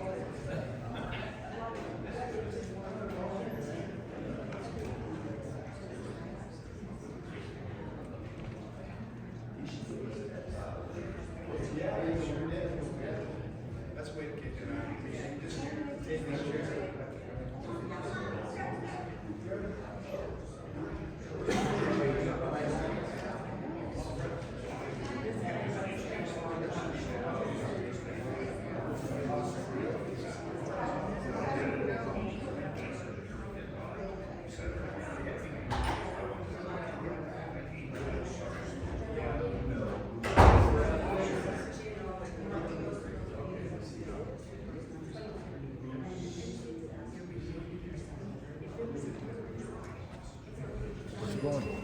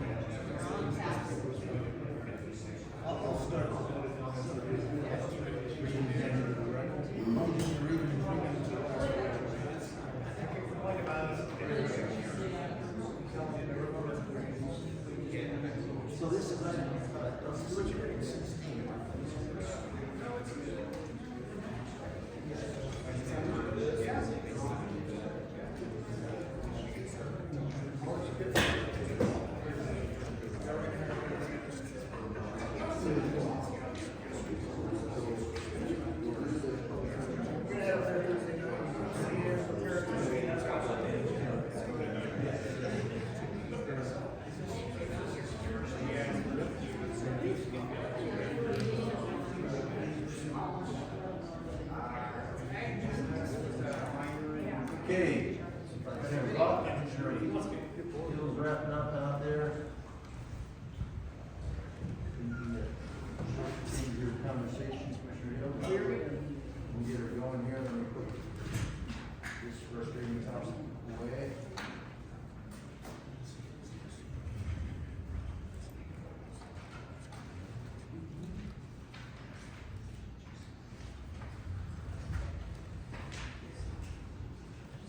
Okay, we're gonna come back to session here. Thank you for letting us let's take a short break. Just a point of interest on the agenda, we're gonna move to item 16, which is a public hearing. And then we're gonna move to go backwards a little back to item 12. I think that's the agenda item for county manager, engineer that addresses back to work. And then we're gonna go even further back to get back on the agenda, which is item 9. Does that sound reasonable to you, commissioners? Again, point of interest, Commissioner Cherry is traveling, representing Calvin Association, event back in Washington DC, so we wish him safe travels and impactful travels. So we send his regards and apologies for not being here. So with that, let's go to item 10. I'll read this. Oh, excuse me, item 16, thank you, at 10. Opposed to item 10 at 16. So we're going to go item 16 at 10. This is a public hearing. This is a variance request submitted by Lithium Americas Corporation. This is up for possible action. Consideration, discussion, and possible approval for the following. The application should be VA-25-02. This is a variance request submitted by Lithium Americas to increase the allowed height of 3 stories or 35 feet in the AID zone district to 137 feet. The applicant is proposing to place 3 structures, 1 at 40 feet and 2 at 137 feet on the parcel as part of the transloading facility. The property is located west of Airport Road. The sister's parcel is 13-0242-01. A notice was sent to property owners on March 21st. Again, this is up for possible action. So with the public hearing, I will open that up to public comment. And we'll start the public comment with some letters that were submitted. So Don, why don't you read those into the record, and then we'll look for public comment in the room, and then we'll go to public comment online. So thank you. Don Kalkoske for the record. So I had several emails that we received, and they're all virtually the same, with the exception of a few different words, but the intent is the same. So I'll read this first, and then I'll mention the names that sent these in. Excuse me. Humboldt County residents believe that there is a more suitable location or solution for the lithium transloading facility. Please review the record on Monday, April 7th, 2025, during the public hearing of Humboldt County Commissioners meeting. The joint-owned Winnemucca Airport is crucial to this community. The proposed airport property is not zoned for heavy industrial use and is incompatible with land use at our airport. Therefore, I request that you refrain from approving the lithium variance as you have done in the past. Your decision will protect our property rights and ensure the safety of our county. So this was from, I had letters virtually the same from Kevin Nicotera, Tom Haas, Jim Weiser, Victoria King, Michelle Chavez King,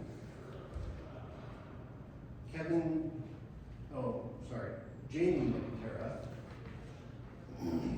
and Michelle King. So basically the same statement? Same statement. Sabina King.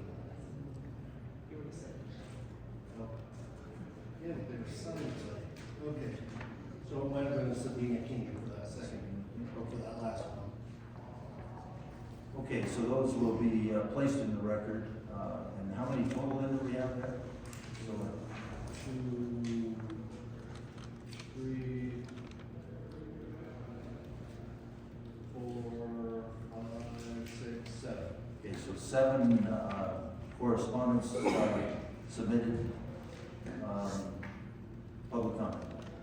Okay, so with that, we will open it up for public comment in the room. What I'd ask you to do is please come forward, have a seat, use the microphone if you would, state your name and affiliation or residence for the record, and keep your impactful comments to 3 minutes or less if we have some associated.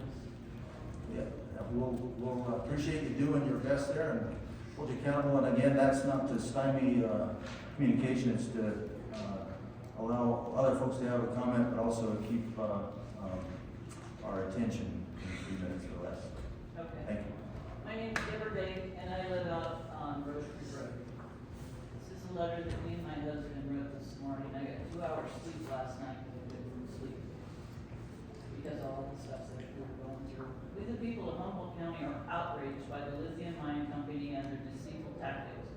We will not tolerate any non-disclosure agreements, NDAs, backroom deals, clandestine agreements, and underhanded practices designed to conceal their actions, intentions, and outcomes from us being imposed on any participant, official, or observer in this proceeding. Such dishonesty maneuvers will not be recognized or upheld. If evident, presents, and confirmed by the majority of the vote of we the people, or a duly authorized tribunal proves these secret dealings or corrupt schemes, every lithium mine project proposal or idea tried to that deception should be immediately rejected, declined, null, and void, and barred from any further consideration.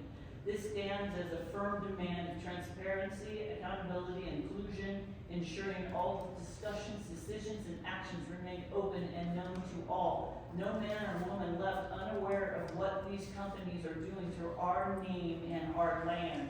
Furthermore, you all swore an oath to protect we the people, to be honest and transparent, and to act for the betterment of our community, not for the profit of big corporations. It's clear you're not working for us. You are serving the big tech and big government instead. This must stop. Your fragrant dereliction of duty ends now. We the people have already spoken about the height of the towers. We haven't changed our mind. It's time for you to do your job, protect our water, our land, our air, our airport at any cost. That's your only duty, and we demand you uphold it immediately. And now, it has come to my attention that the former county manager is working for Lithium Company. God knows why they hired him, unless it's for obvious reason, insider influence. How many of you are still connected with this man? How much sway does he hold over the commissioners on this board? We've also learned that some of you have contracts with the Lithium Company. If true, this is without doubt a blatant conflict of interest and a serious ethical violation. We demand answers and accountability now. It saddens us deeply that our town is so corrupt, benefiting only a few, and that would be most of you. Meanwhile, over 7,000 people likely suffer the consequences of your decision. This needs to stop. Our future depends on the choices you make, and those decisions should not be driven by money, but what's best for the health and well-being. You're gambling with our lives for the sake of a handful of profiteers, and we won't stand for it any longer. Thank you. Okay, thank you. Anyone else in the room? Please come forward again, state your name and residence if you don't mind.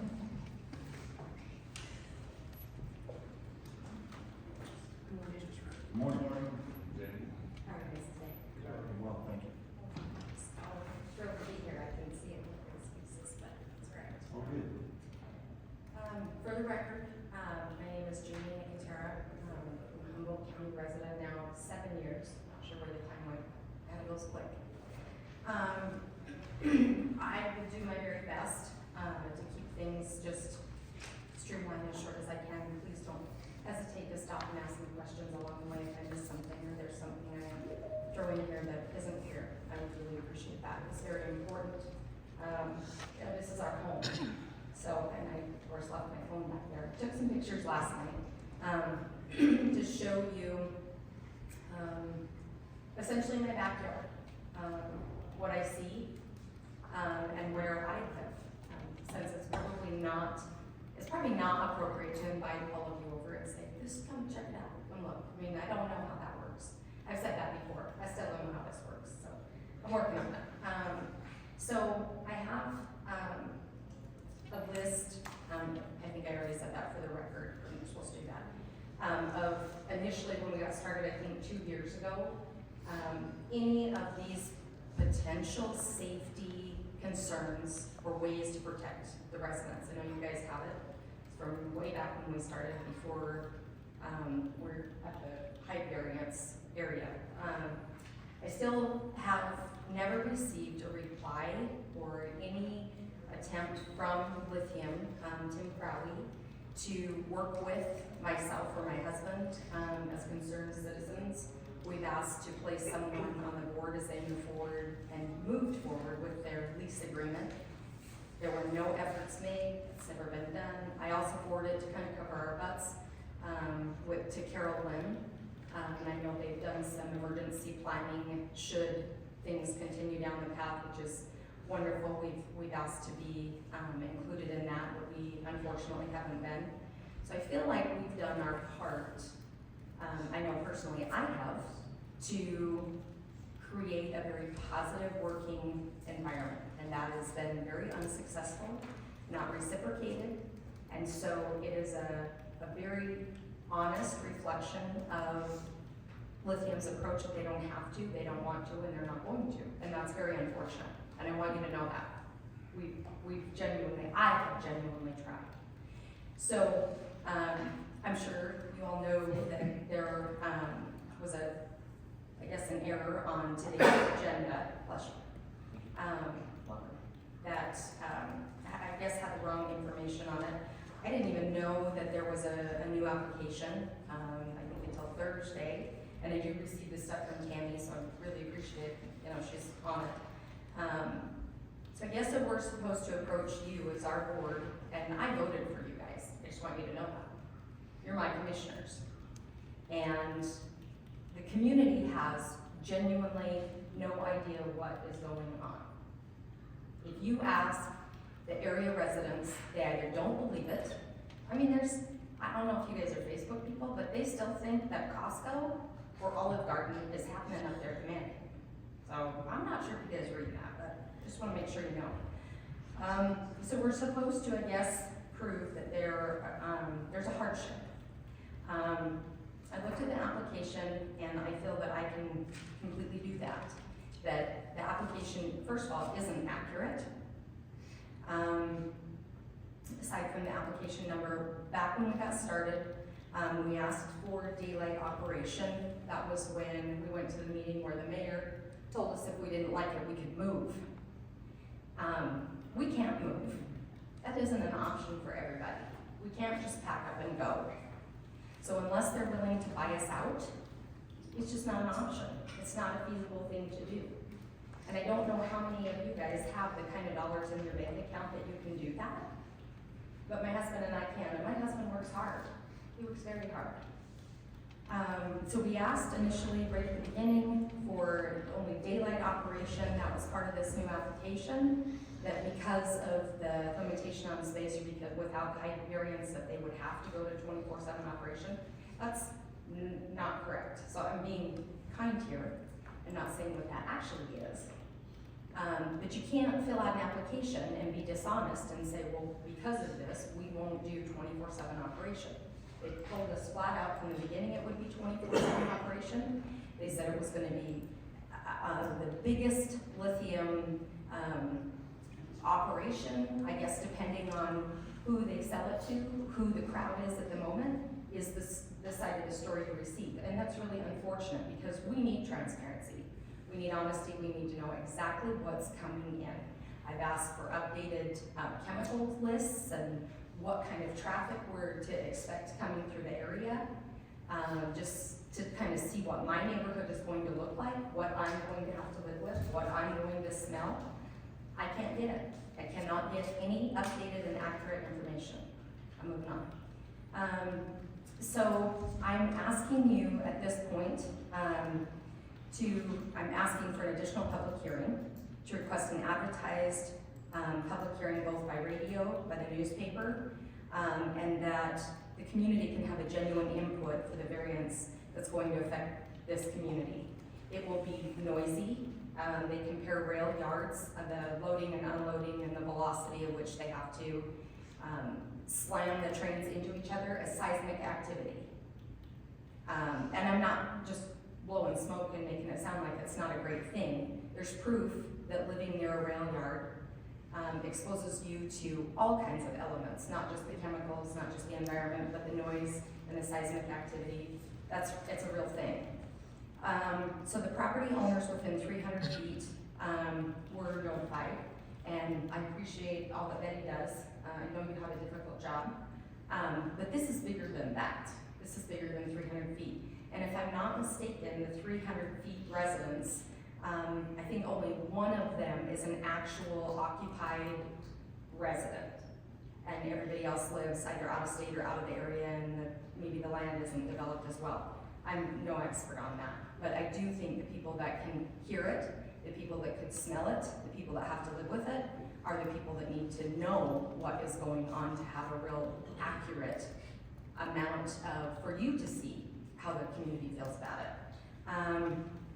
So I know in other counties in Nevada, they will allow 1,500 feet at a very minimum of residents that could be potentially affected by this. And so I'm asking you to, I'm not asking you to maybe, I'm asking you to do that, to have another hearing so that we have some valid and transparent information so you can see where the community is at. Maybe I'm the only one with an issue, but I don't think so. I'm gonna ask you to I'm going as fast as I can Give here. me 17 minutes, or 7 minutes, so I wanna keep I was this. just saying, wow, I don't know where your clock is at, but 17 minutes. So to demonstrate the hardship or the variance is the bare minimum needed to ensure proposed change won't harm the public good or intent of the zoning ordinance. It is not zoned for heavy industrial. It is also not compatible with this land use.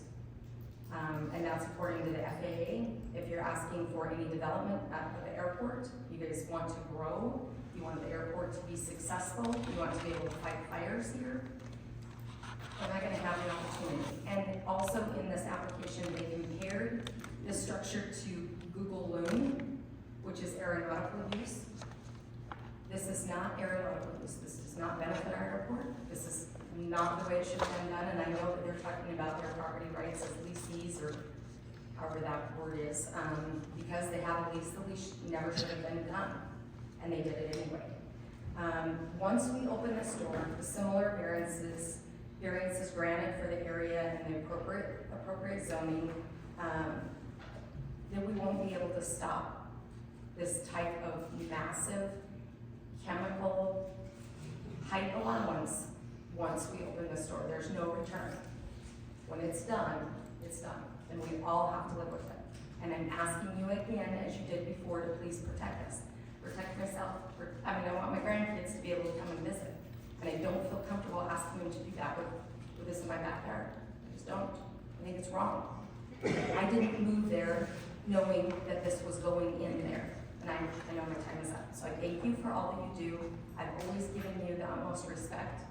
And I'm counting on you today to vote how I'm asking you to vote. I'm a taxpayer, and we don't want it.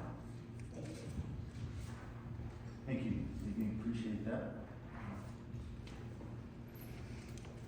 Is there any other public comment in the room? Please come forward, and thanks to Jamie, appreciate that. I let you go a little longer. I'm gonna go back to a stringent 3 minutes or less. Please make your points in 3 minutes or less, and if we have some questions, we'll add on to that. Good morning, Mr. Haas. Good morning, Commissioners. I'm Tom Haas.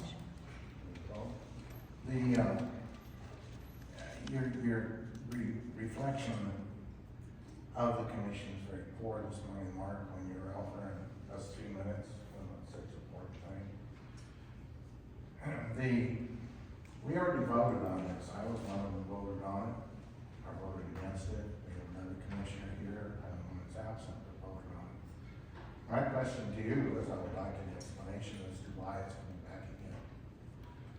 And, why that doesn't hold up. You're taking away our health and welfare. You're taking away our investment that we have in our land and homes. Then you're taking away our way of life, our rights to live in a safe environment. There there's approximately 200 more houses in the vicinity of the airport since the beginning talks about the transloading. And that goes back to, I believe, 2008. The facility and having a chemical storage next to an airport, which was warned about by the FAA when in 1964 the agreement that included Humboldt County, City of Winnemucca, and the airport board agreed to.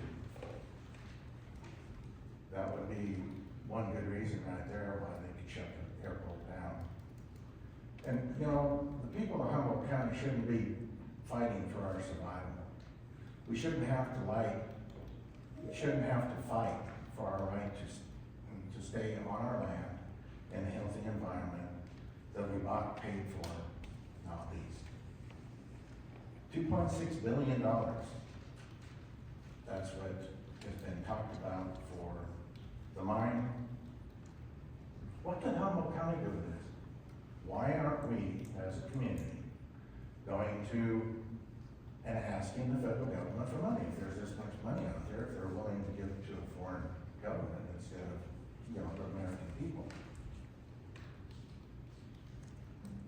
Now, we were at a meeting up in Orvada, and they're talking about 25 years instead of 47 years.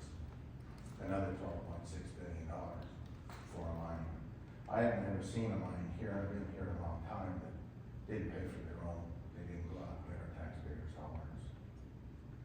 And is this under Lithium Nevada or Lithium America?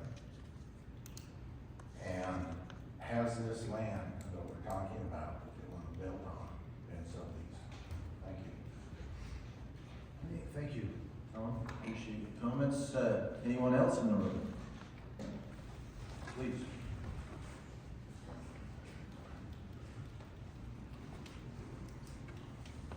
Good morning.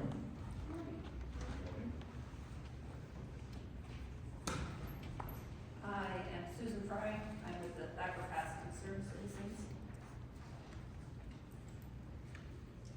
I work as part of the working group that comes together with Lithium Americas to try to mitigate some of these issues that having their mine here brings to our community. So I was asked to come here today to support the Grass Valley community. And I'm not gonna rehash the ownership of the airport, the zoning issues, but I'm also not going to say that I believe that Lithium Americas is a bad actor or a bad company or, they have not shown that to us in Orvada. And maybe we don't always get everything we want out there, but I do need to say that everything that we have agreed to with them, they have stood by. Just the other day, one of our community members gave me a call because some of the contractors were using the Valley Road, which is the county road, instead of using the highway. And that was something that we had agreed on, that the Valley Road was off limits for any and all kinds of deliveries and transport to the mine. I sent an email and the matter was resolved within a few hours. So, you know, I do believe that they are a company that means to stand by the agreements that they make.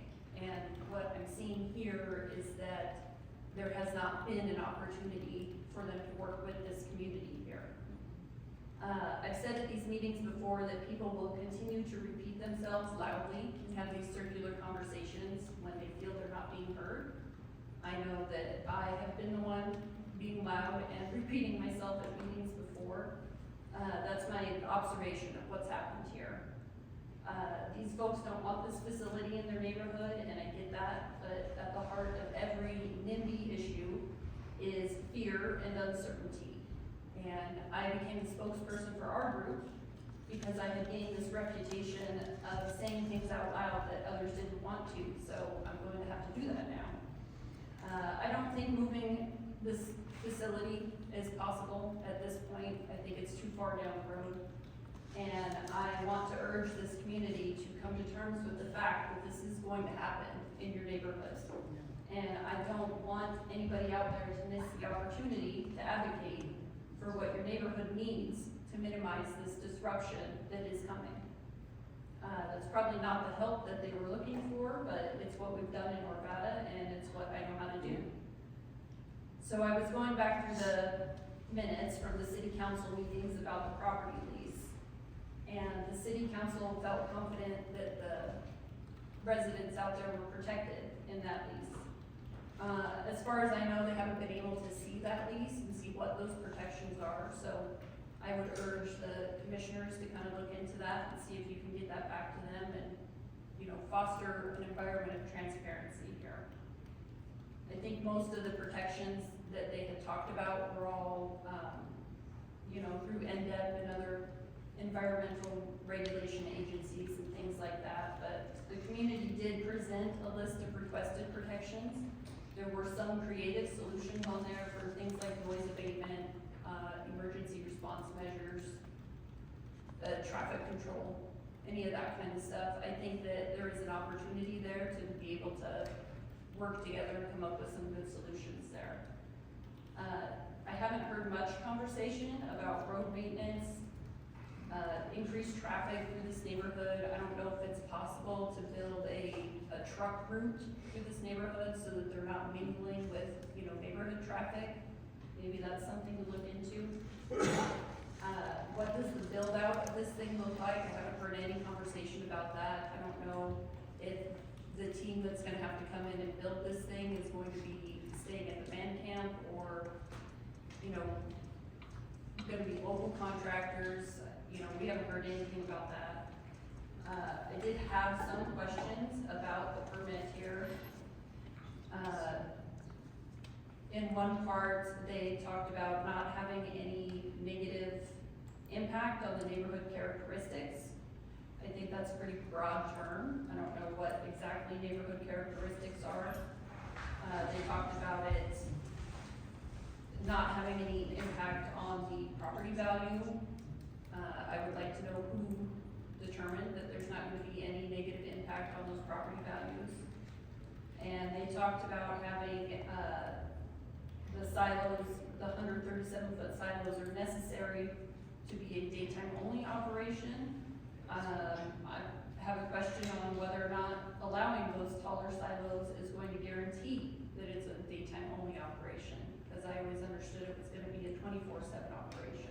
And Susan, I'm gonna ask you to kind of wrap things up, please. Yep, I'm just about done. A minute here already, please. I just wanted to, you know, come here and just advocate for this community to get some more transparency and for you guys to get on board with that as much as you can and as much as possible, and advocate for, you know, everybody involved to come to the table here and work together, because I think this is gonna happen and I want them to be able to accept that like we had to out in Arvada. Thanks. Thank you for your public comment. Thank you. Any other public comment in the room? Christina, welcome. Good morning.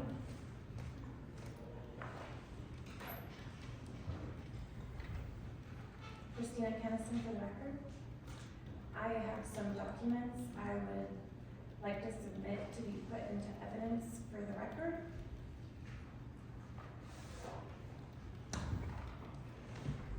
They're all bundled together so that you can just take the packet. Thank you.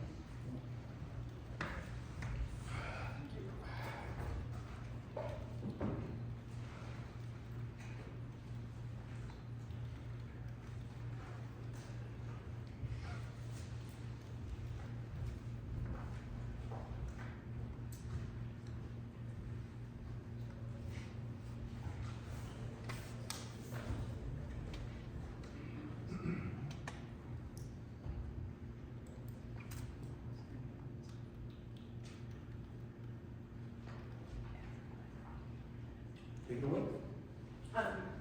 You need to vote, I believe, they can be submitted into evidence. I kept the exhibits to letters so it didn't confuse with the attachments on You them. send these letters out. It's all part of the hearing, we get put into the record. don't we? No, they could be disciplined, you don't have to go through a formal process. Yeah, that's what we did last time. Part of so. it. We'll consider them part of the official record since you handed them out. I do have some specific questions for lithium. pertaining to some of, the written statements in their application. I'm hoping that I can get some answers from a representative from Lithium.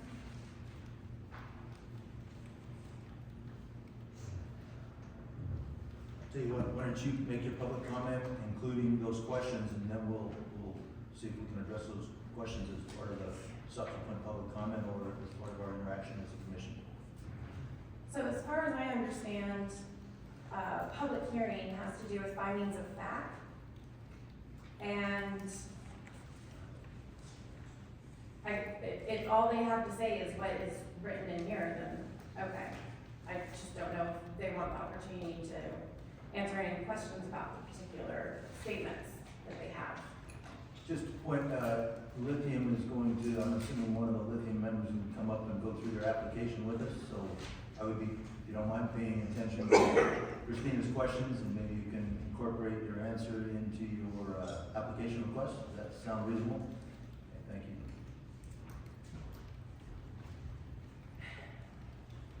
So the first thing in Lithium's written statement on number 1, they state Lithium Americas is building a transloading terminal on property west of the Winnemucca Municipal Airport that is owned by the city of Winnemucca, but is located outside of the city limits and is therefore under Humboldt County zoning jurisdiction. The first part of that, Lithium Americas, as far as I understand, is not building the transloading terminal. They have contracted out. So I find that concerning in the application, because it's not true. Property west of the Winnemucca Municipal Airport, I would like to get some clarity if it's west of the airport or part of airport property. And then that it's owned by the city of Winnemucca when there are multiple public documents that show that the airport is jointly owned by the city of Winnemucca and the county of Humboldt.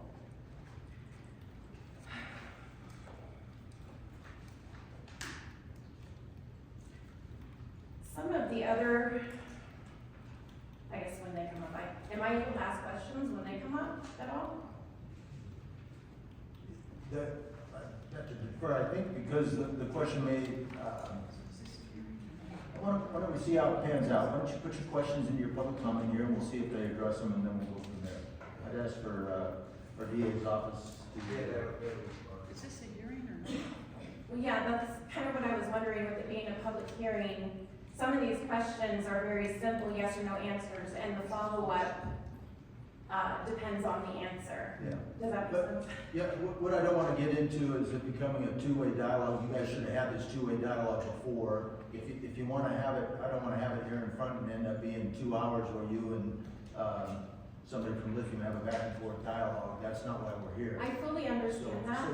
What I'm asking, let's try it. Let's keep moving through your public comments, and we'll capture your questions, and then when they come up and go through the application, we'll see if they're addressed. So, Mr. Gordon, and am I correct in thinking that a public hearing has to do with findings of facts? And when you have a trier of those findings, they are to decide when there is a disagreement amongst the facts.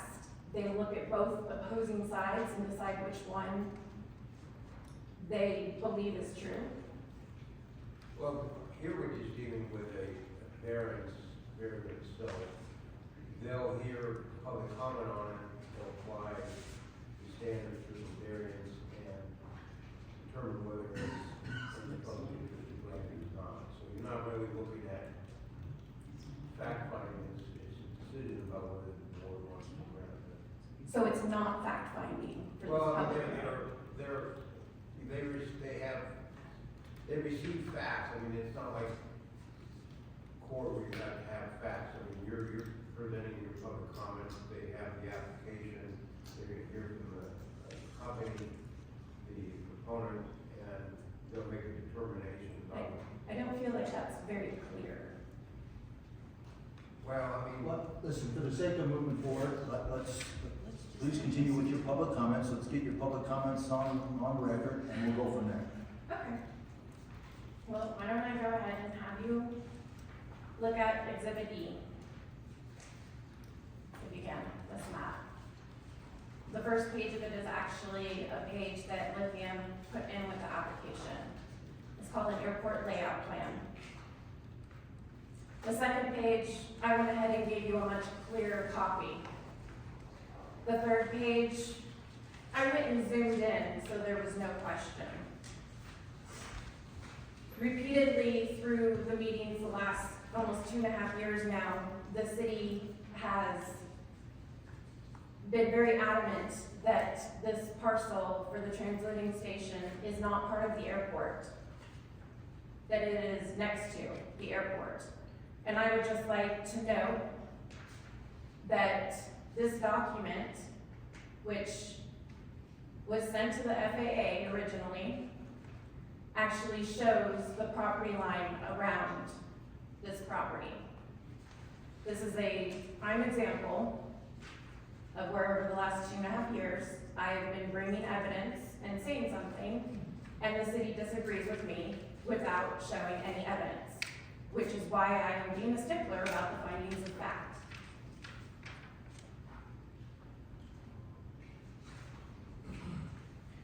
In their application for this variance, they reference that there are only 2 properties in the vicinity with the same district. And yes, there is. That has to do with the fact that the Airport Industrial District is a specialized district that very little property actually applies to. Exhibit F shows Chapter 17.59, the Airport Industrial District, purpose 17.59.010 of the county zoning. The purpose of the Airport Industrial District is to define the types of industrial uses which may be conducted upon lands owned or operated by the city of Winnemucca and the county of Humboldt in the vicinity of the Winnemucca Municipal Airport, and to protect these areas from incompatible uses. I believe they are being very sorry. It seems like they're not giving actual factual information to only be comparing this land with 2 parcels. And the other part of that is in the findings, they go over number 2, what the conditions are that they feel a property must have for the transload facility. And they go through these, they number them 1 through 7, it's on page 4. And I would like to say that one of the first things I noticed is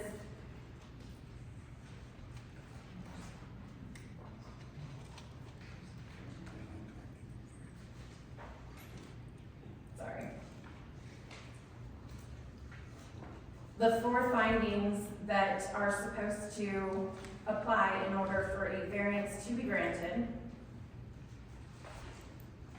Exhibit B.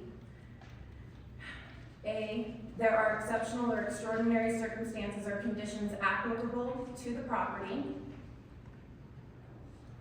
such as size, shape, or topography, which do not generally apply to other property in the vicinity with the same district. So, in order to find that, it has to be applicable to the property. Everything that they're saying they need on here is applicable to their project. They need a heavy industrial for this project. And they said it themselves when they said that from 2020 through 2023, LAC evaluated 11 potential locations for the transloading terminal and chose the airport location as the best overall site. It meets all of LAC's selection criteria and also provides economic development opportunities in line with objectives established by Humboldt County and the city of Winnemucca. So those 11 other sites are possibilities. It's their personal choice to not go with them. They're not saying that those do not fall under what they need for a property. And if you look at Exhibit K, I put together a comparison for the Sulphur Transload Terminal project. And I compared the airport parcel to the 2 parcels that Cyanco owns. And I put on there what they want for their project, what is required for their project. Distribution activities, which are currently at Cyanco. Union Pacific access, currently at Cyanco. 150 plus acres. There's over 500 acres at Cyanco. Utility, power, and gas. They don't currently have it in the airport parcel, but they currently have it at Cyanco. Appropriate zoning. The airport parcel is not currently zoned for heavy industrial, only light. Cyanco currently has heavy industrial zoning. Purchase or lease of land. The airport parcel has issues of the ownership being in question, whereas Cyanco owns the land and takes contracts. That also leads me to say, Lithium apparently looked at doing an outside contract out of the area when they have a perfectly acceptable local company with local employees with acceptable land that this could be done on. So instead of going with a contract here, and Tim Crowley told me himself at the beginning of all of this, that they were looking at other things, but that the city pushed the airport parcel forward for them. There was no reason they couldn't go to these other choices. Hazardous material storage is not allowed in airport without special aeronautical use permission. It's currently at Cyanco.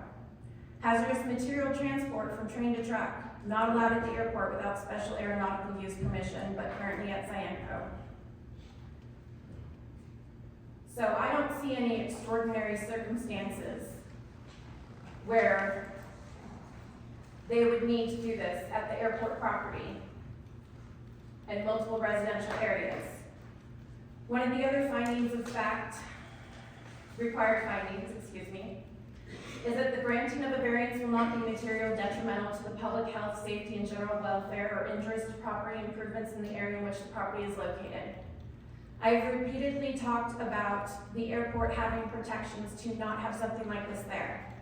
As a matter of fact, the FAA has scheduled a land use inspection because of the multiple issues that have come up with this project at the airport.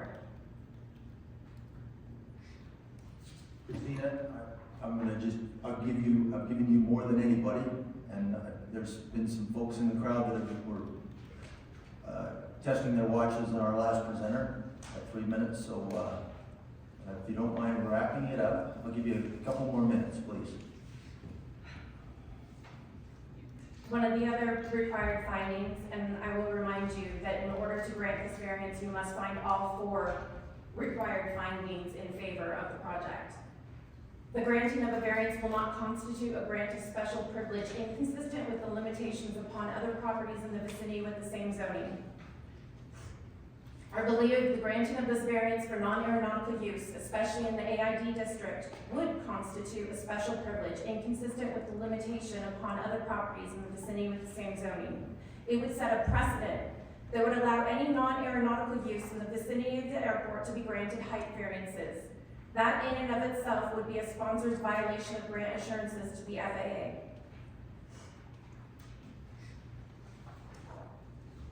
I'll go ahead and leave that for now. If there are any questions that can be asked of Lithium, I would really like to ask some specific questions that I believe would shorten a lot of this. Thank you. Just want to point out, on 1766, no fuel, your board is required to invest in the batteries. I'm sorry, what is that? Yeah, they're gonna address them, I just pointed out that they need to address the support factors. Oh, I forgot to mention too, in their application, they have in there, they put the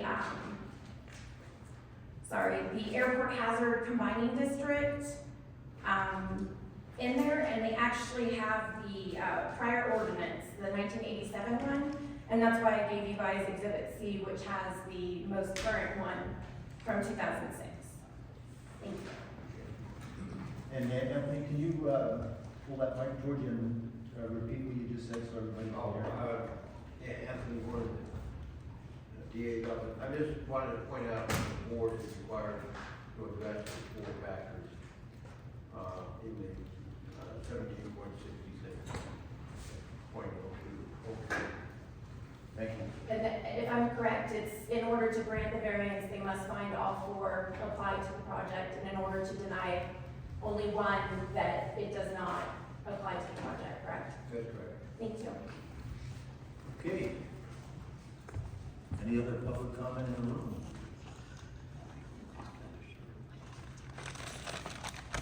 Is there any public comment online? I don't see anybody with their hand raised. Hands up. Okay. With that, Betty, do you want to give us an overview of the... Mr. Chair, I have a statement to read. Please do. Commissioner Hill. Yeah, this is Commissioner Hill.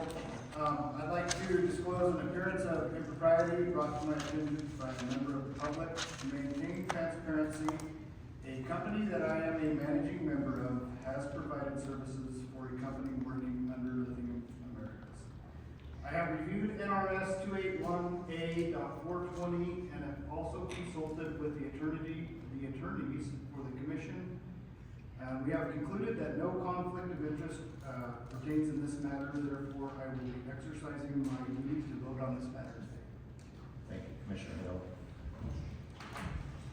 Any other commissioners have any comments? Betty, please. Good morning, Commissioners. Betty Lawrence for the record.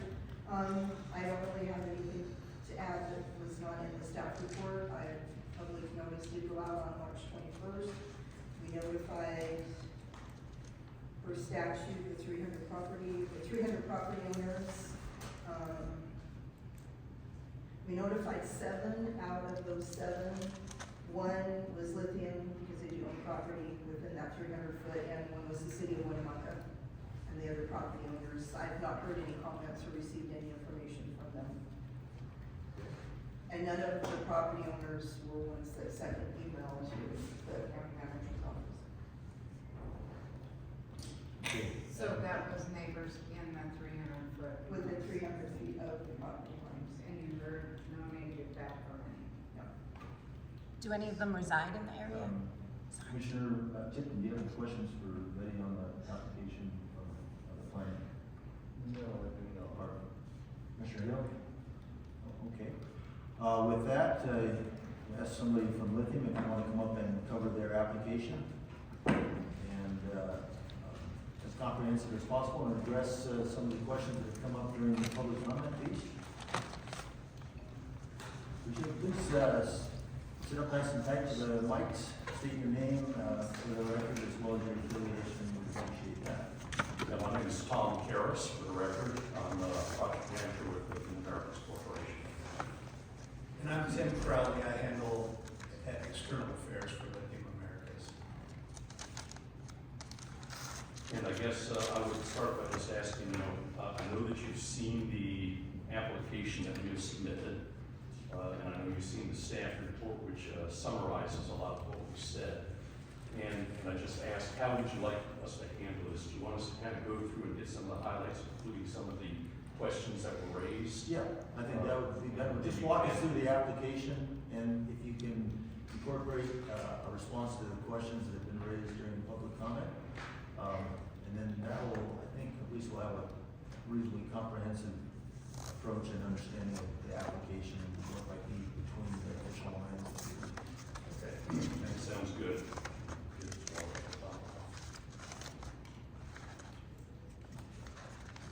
So the written statements in the application mirror, at least the last 4, the 4 points that were mentioned in 17.66, which says that no variance will be granted unless it is found that, and there's A, B, C, D.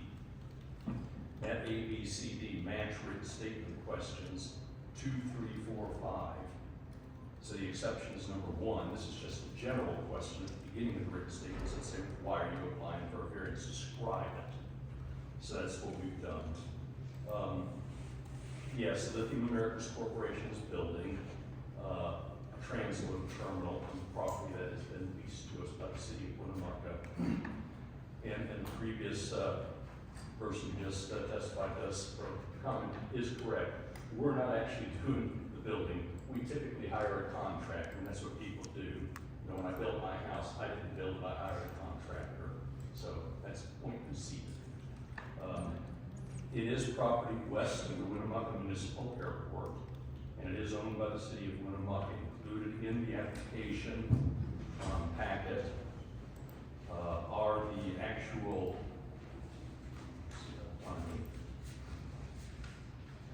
it's the actual patent issued by the United States of America on the 22nd day of February, the year of our Lord 2008. It says this property has been deeded over to the city of Winnemucca. And that has been testified also by various city and county personnel in previous meetings. So there's a lot of misunderstanding about who owns the property, but there shouldn't be. It's very plain that the city of Winnemucca owns the property, and they have leased it to Lithium Americas Corporation for the express purpose of building the transload terminal. It is in the Winnemucca Municipal Airport master plan. It is specifically a parcel that is designated and set aside for what's called non-aeronautical use. We have several determinations that are also included in the packet from the FAA saying they have reviewed that. There's been some confusion and misunderstanding on it, but they have concurred twice now that this property is designated non-aeronautical use, and this is a proper use of this property. That is why it was set apart. The parcel that's just to the east of it, that's an aeronautical use parcel. It's also part of the Winnemucca Municipal Airport master plan. That can only be used for aeronautical use, and that has been set aside, I understand, for a future air park. So I guess before I go on to the 4 points here, which are numbers 2, 3, 4, 5 in our written statements, are there any questions from any of the commissioners about why we're applying for the variance itself? In other words, in question 1 here. No, this is Commissioner Hill. I think it was covered in your application this time. And I guess just to be clear, the variance would allow for you to store more material and not have to offload as often. That's correct. If we have these 2 silos and the larger liquid sulfur storage tank, instead of going directly from a rail car into a truck, every time we want to load a truck, so the rail car sits there and you load a truck, another truck pulls up and loads the truck, you transfer all at once in one transfer up into the silo, and then the trucks pull under it, and it's very quick dumping into the truck. That is correct. Allows you to have some flexibility on time for storage. Correct. Okay.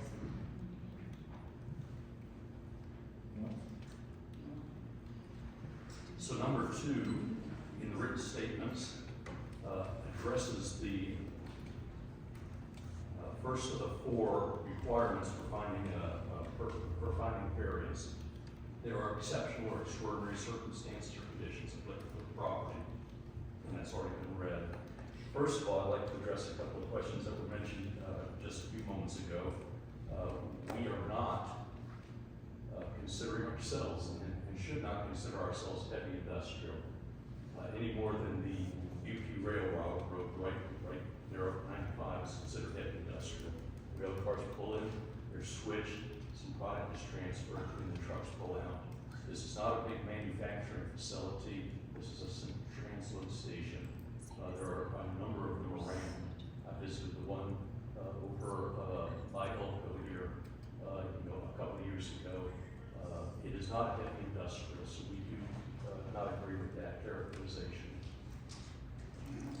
As far as the other choices, it's not included directly in the written statements, but it was mentioned that there were 11 other parcels, or 11 total parcels that were looked at. There are actually several scores, probably more like 30 to 40 that were looked at, but only 11 met basic potential requirements that we looked at several years ago. And of those 11, I will say there are no other choices. We basically, based on these criteria that we have here, 1 through 7, we went down, and this was the only one that met those. We would require, or we would love to, for example, build this on the northern parcel of the Cyanco. You mentioned that, Commissioner Tipton, in the last meeting in October. I worked at Cyanco in October of 2009. Western Lithium, our predecessor in this project, came and asked us, can we build a transload terminal on your northern parcel? And I was a young project engineer and brand new to the company, and we looked at that and we determined no, it would not be suitable because the extra rail traffic would interfere with the rail traffic that we have. After I left Cyanco several years ago and came to Lithium Americas, I personally went back to them, as well as several other people within our company, and asked them to revisit that, please.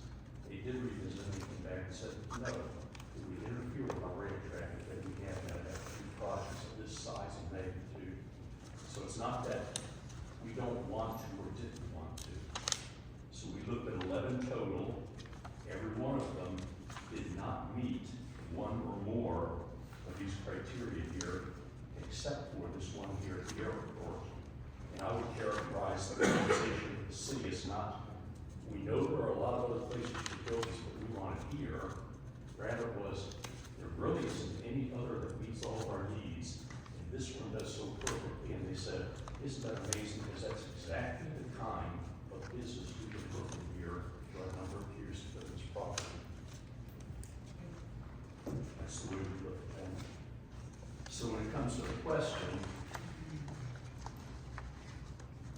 what special circumstances or conditions apply to this property to make it necessary that we receive the variance? There are indeed only 2 properties in the AIB district.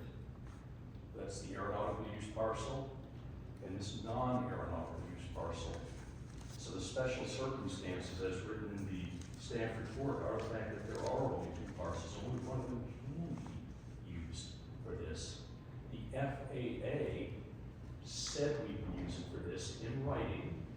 They in writing said we could not use it for the other one. And that's pretty exceptional condition. So due to the zoning designation and only 2 parcels in the zoning district, it makes it necessary that we use it on this parcel, the one that's designated for non-aeronautical use. Not sure if that makes sense. Any questions? Questions? Continue, please. On the application, number 3, under the written statements, that is reflective of the letter B of the required findings. It specifically says no variance will be granted unless it is found that the granting of a variance does not constitute a grant of special privilege inconsistent with limitations upon other properties in the vicinity of the same zoning. Are you giving us, by granting us a variance, if you were to do that, are you giving us something that's just really special that you would never do to anyone else or have never done to anyone else? And we explained in our application that it would not constitute a special privilege, in that there's already precedent for tall structures. And we mentioned, for example, in 2014 to 2021, Google balloon launch facility, 149 feet, and the fact that really that's the only other in this district that we can compare it to.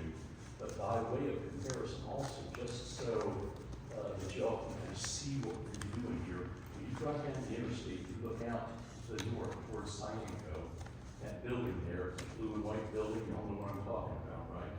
That blue and white building there, I believe, if I remember correctly, is 117 feet tall. And I remember that because I was the project manager with Cyanco who installed that building. And this we're talking about is about 20 feet taller than that. But I'll tell you frankly that driving down the interstate, if I didn't know that building was there, I would never notice it, even though it's painted blue and white. See what I'm saying? But I know it's there, so every time I drive by, I look at it because that's part of my personal past. We're talking 20 feet higher, but much, much smaller in cross section, and also not a bright blue and white.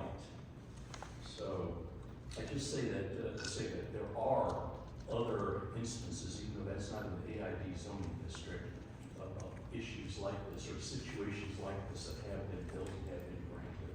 This is not a special consideration being given to Lithium Americas. I'll stop there again and just see if there's any questions or comments that you have on that. Commissioners, any questions? No. Continue, please. On the written statements in number 4, I'm sure I didn't miss any questions that were just asked. I think that addresses those. So written statement number 4 corresponds to C in the 17.66 ordinance. And it says, no variance will be granted unless it is found that the granting of a variance will not be materially detrimental to public health, safety, and general welfare, or injurious to property and improvements in the area in which the property is located. Now, I want to draw a distinction here. The distinction is, and again, I think Commissioner, you mentioned this in October, we're not rehashing in this meeting, I don't believe, whether we should build a transload terminal, whether the line should be put in northern Humboldt County up at Backer Pass or anything like that. This is for a variance request. And therefore, when it says that will this variance request to allow these taller structures be placed there, will that cause any materially detriment to public health, safety, or general welfare? It's not having the transload terminal there. I personally am convinced, and we had to answer to the city council many times and before joint city and county meetings, the fact that we personally are very well convinced that there is no safety hazard detriment to public health to the transload terminal. That's not why we're here today. We're here to say that by building a silo, 2 silos that are 137 feet tall, and a sulfur tank that's 40 feet tall, will the act of giving that variance cause a problem with public health, safety, and general welfare. What is typically brought up by some folks is, well, now we can't use the airport anymore. We're going to have fires, we can't fight fires. And I do have personal assurances that I can publicly give that said, both from our corporation and from me personally, we would never, ever do anything that would cause the Humboldt County Airport to shut down, or to stop using the runway for instrument approaches, or to make it where that runway could not be used to fight fires. We would not do that, period. We have no intention of it, and we will not do it. Furthermore, the FAA has looked at this, and in writing, which is in the package of the application, has also publicly stated there is no problem with these silos and these tall structures in the location where we're planning on building them. That's nothing to do with the safety of the airport. Question, emergency management plan as well as coordination with local resources around emergency management, emergency response, hazardous chemical cleanup, remediation, that type of thing. Plans developed and submitted to the appropriate agencies for coordination through the local resources to ensure we're all on the same page, which might tie into that application. Is that a commitment that you've made? Is that in progress, or will it be put together in detail? Absolutely. That is, it is not complete. I mean, you know how a project typically goes. And in the stage of the project we're in now, we're planning for all of those things along with Factory Pass, which is kind of like a 900-pound gorilla, and we're a little chimpanzee down here, frankly. But yes, hand in hand with these 2 projects together, we do have plans for full emergency management, working with local agencies, et cetera. And I know that, and I'm not too familiar, maybe you went through some of what's going on there, Tim, as far as some of the meetings we've already had with local agencies, et cetera. Those will continue to be formally documented. Go ahead. Thank you.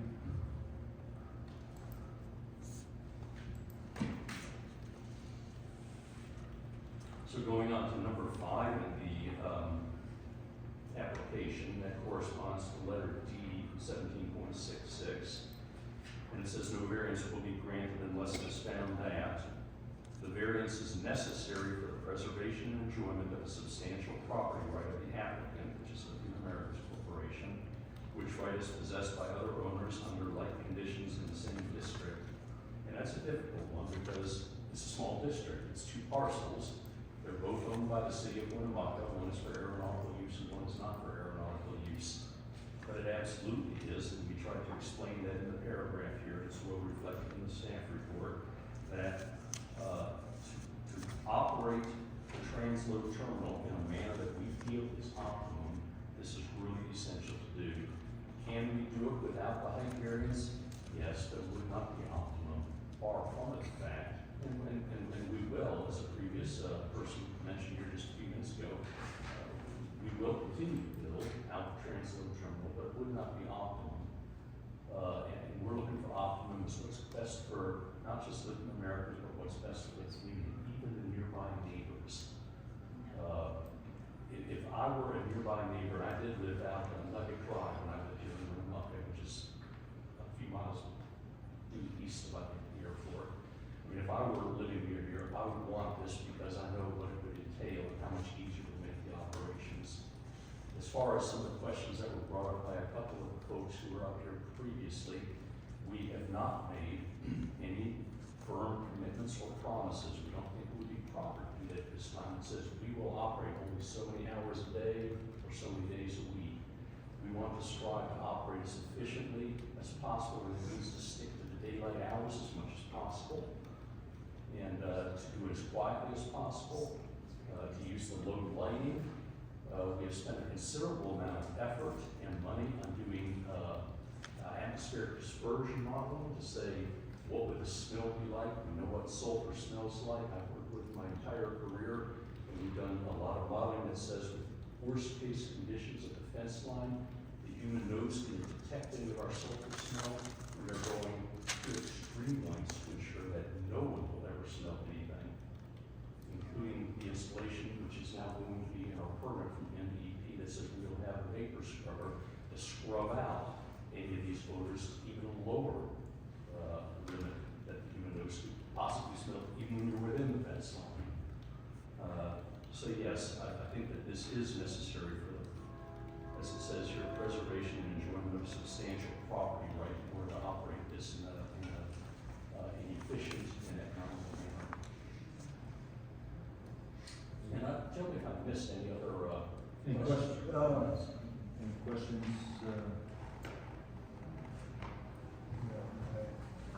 I think he answered the questions that were brought up. My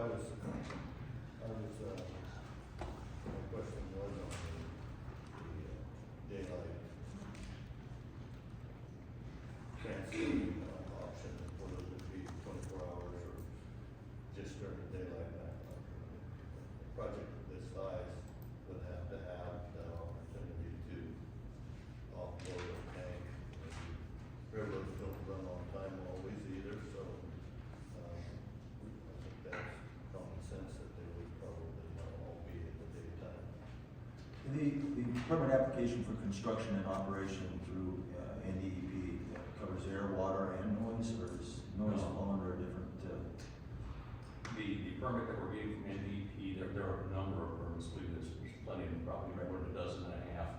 There will be separate ones for water, stormwater runoff. The one that I'm talking about, which is the water, and has to be granted before the actual construction can begin, is from for the air quality permit. As far as in particular, this smell things that people talk about, there's hydrogen sulfide and sulfur dioxide. Yeah, I guess what I'm going after is clarification for public, make sure everyone's on board. There's, before you can construct, you have to have these applications reviewed and approved by the appropriate regulatory agencies. And then there's a operating criteria that triggers non-compliance, if you will, or corrective action requirement. And I just wanted to make sure that you communicate in this public hearing that that's the normal course of action for companies, and that's one that you guys will obviously fall in line with. Yeah, that is standard, that is for everybody, that's not just for us. In fact, once we get the permit, for example, from that Department of Environmental Protection, for the air permit was released to the air, if they find us in violation, they can and will shut us down. We take it very seriously, just like we do at Sign and Go. Any other questions? Okay, continue please, if there's anything else you want to summarize in your application. I think the rest of the application, unless you have any questions on it, is pretty straightforward, but I will bring up one other thing that I think previous public commenter mentioned, that is the truck traffic and stuff like that. I didn't come really prepared to speak on this, I don't have this in front of me, but it has been fully reviewed through several review cycles with that Department of Transportation and DOT, and they have fully approved the traffic study which was done, and are in the process of granting the intersection construction, what's called the encroachment permit there off Airport Road. Their finding was that it had virtually zero impact on local traffic, and to not including the people that work there, just the trucks that we're transloading into, somewhere on the order of magnitude of, again, I'm going to say approximately, I don't have the numbers in front of me, but it's about 5 or 6 trucks an hour. So if you were standing outside about every 10 minutes, 10, 12 minutes, you're going to see a truck going past. Well, I can see it probably 4 or 5 times that many if I sit right out here and sit and watch the trucks go down when I'm up at boulevards. It's a big project to us, but it's not a big project insofar as we're going to suddenly see a doubling of the amount of trucks going through certain roads. And I just want to make sure that that's understood. Okay, any other questions on the applicant, to the applicant during their application, or to Betty as far as a review of the application and the staff report that went with it? Now's your chance. This is Commissioner Hill. I do have one question. Looking through the code on the conditions for, approval or denial. One of the stipulations is, variance is automatically revoked if it's not exercised within 1 year. So would those conditions, I don't see any conditions in your applications, or would you plan on having this implemented within a year? It depends how you define implement, I guess. Yes, we will start construction. I think that's the way most regulatory agencies do it. We'll start construction if all goes according to plan before cold weather starts sets in this year, specifically on the intersection off of Airport Road and the initial grading of some of the property right inside. Yes. I think that is, Yeah, it's just- no guarantee you can get over, so depending on scope and scale. Yeah, it would be started within a year. Yes. Anything else, Commissioner? Okay. Let's see, I'm just gonna start down at the end, see if, Commissioner Brooks, any comments, or? No, I just appreciate that you went through it all very well and that the application was redone. We appreciate that. And I do remember getting the FAA guidelines, and so I have no other questions, so I appreciate that. Thank you for that. Commissioner Tipton? No, I thank you for presenting your variance request and for answering the questions that were asked in public comment. And I'd say I really understand people who live in that area, some of the problems that they have with it, but when I look at this is for a variance request only today. And I appreciate you answering those questions that were brought up concerning that variance. And wanted to make sure, I think it was addressed earlier, that this number actually is a VA 25-2 that. Correct. Right? Yes. And I think that's the way it was captured in the comments, but it is we call it a clerical error Right. in terms of titling of the application. VA 25-02 is the proper application. Okay, for me, I think you answered the question. Just for clarity, the one back in October that was denied on a 3-2 vote, that was a function of, I think incompleteness was the way that the board summarized, at least with the summaries from the NA votes. You've come back with a much more complete list, I believe, so I appreciate that. So I really should have done that the first time, but I went to school for that. That's okay. Okay, we are at a point where, oh, I apologize. Go ahead, Mr. Hill. I just skated out, Commissioner. skated out easily, right? And somehow the chair skipped over me. So yeah, this is Commissioner Hill. I guess going back to, what was that, October 7th, I think that meeting was. One of my heavy concerns was transparency in the application process, and I believe that you addressed that. I think your application is much more complete. So thank you for that. A few things up here, I completely understand. There's folks that live there that have concerns, but, before us today is a variance. I mean, plain and simple, it's a variance. We gotta look at a variance. It's not a smoking gun, whether you like lithium or don't like lithium. We're here to look at a variance, and if it wasn't lithium here, it was, ABC company here, would we be to store Legos in silos? I don't know what it is, but we have to look at it like that, right? Are we offering something that we wouldn't be considering for another company? I don't believe so. One thing as a board member, or as a board, what we can consider though, is if we do consider granting a variance, we can put conditions on it, right? In our code, it allows us for conditions, so rather than just blanketly approving a variance, we can put conditions on it. Whatever we decide as a board, whether it be a couple of ideas that I have, or the conditions are that you always are within state, local, federal code. If at any time you're out of compliance, then that is justification for us to revoke the permit, which I think we need to have that as a board. A, we want you to do the right thing, and B, if you don't do the right thing, then we can say, hey, show's over. We want to protect our citizens around you, so just something to consider. I think, if you're going to do the right thing, you're always going to do the right thing, and whether there's a condition or no condition, I think having those stipulations is a great idea. Anyway, those are my 2 cents. Yeah, let me add on to that. That was really the backdrop to my question around the operating permits, the construction ones and the operating ones. Because the construction ones are a little more,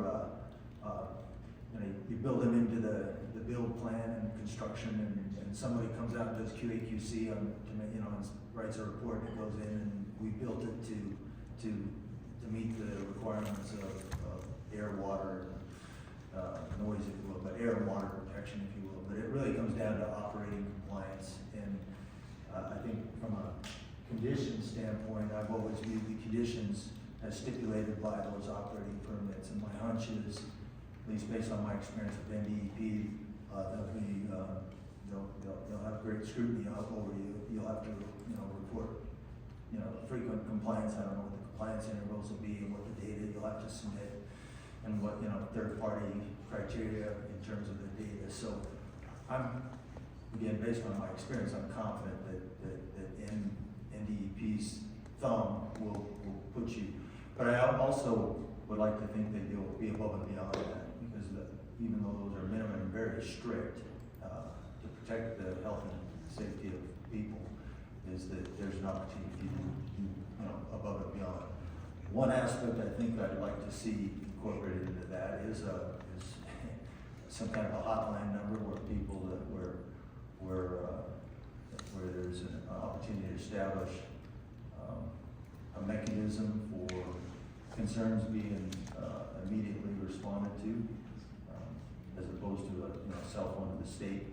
That's always enters the quagmire of going through the state protocol to remedy. If there's an issue and somebody can help identify it quickly from the public, you probably want to know about it so you can get on it. So I don't know how you incorporate that, but it's probably some go-by or mechanism that can be created with there. So that'd be something I would consider. The one that always comes back is this land ownership. I think, you know, that we visited that, when I first started here in terms of evaluation. I know there's differences of opinions on whether that went through, it went through the legal resources we have, at our disposal. And, I think some folks didn't like the outcome of that, but that's what we utilized. Please, Commissioner. So I just have a question, Commissioner Hill. I did read in some of my research while researching this item, and I see there is some city here. I read somewhere that any of the revenues generated from this property will be put right back into the airport. Is that true? Currently.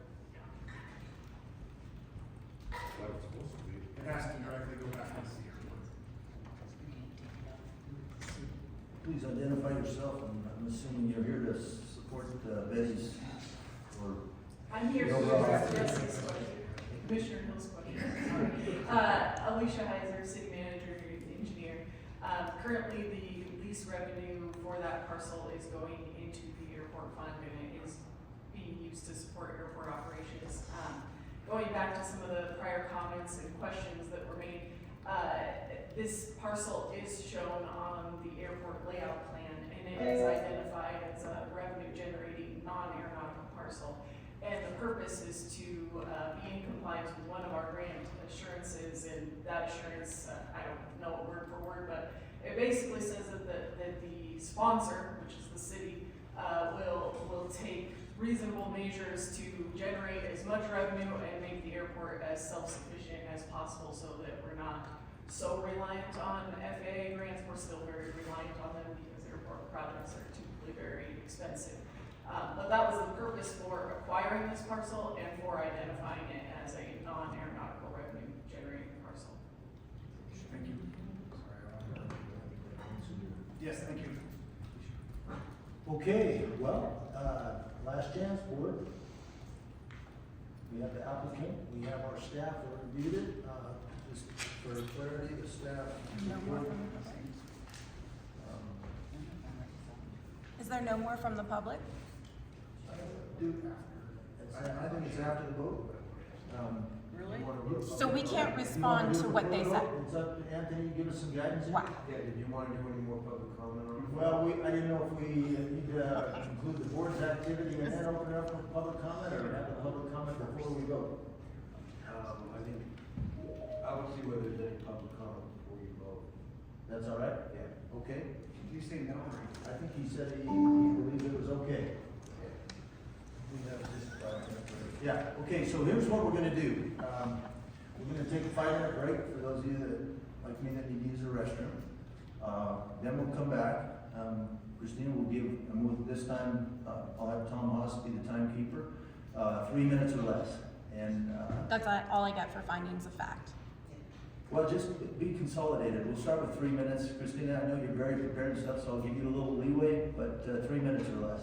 Because I had some people heckling me for not being 3 minutes to Susan, and then it was okay when the other side of the story was being presented. So I'm just going to say, listen, let's try for 3 minutes, and then I'll interrupt you if it goes too far after that. Can I just make note that everybody who has come up and spoke has stayed on topic?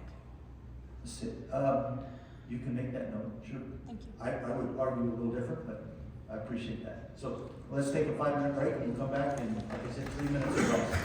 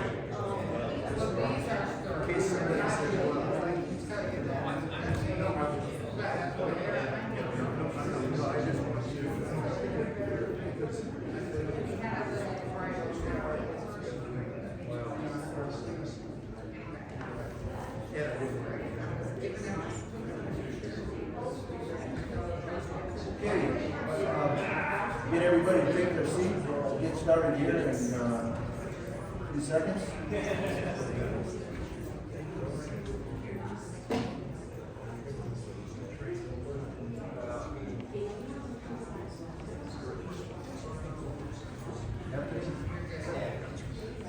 Have a seat, please. We're going to get things going here again.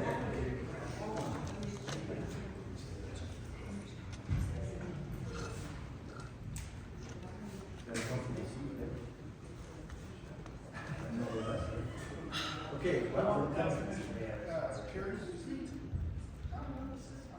we'll come back in session. Okay, so what we're gonna do before we, have the commission, potentially make a motion and vote on that, we'll open it up to public comment. Again, we'll ask you to do the best you can in 3 minutes or less. How's that? Okay.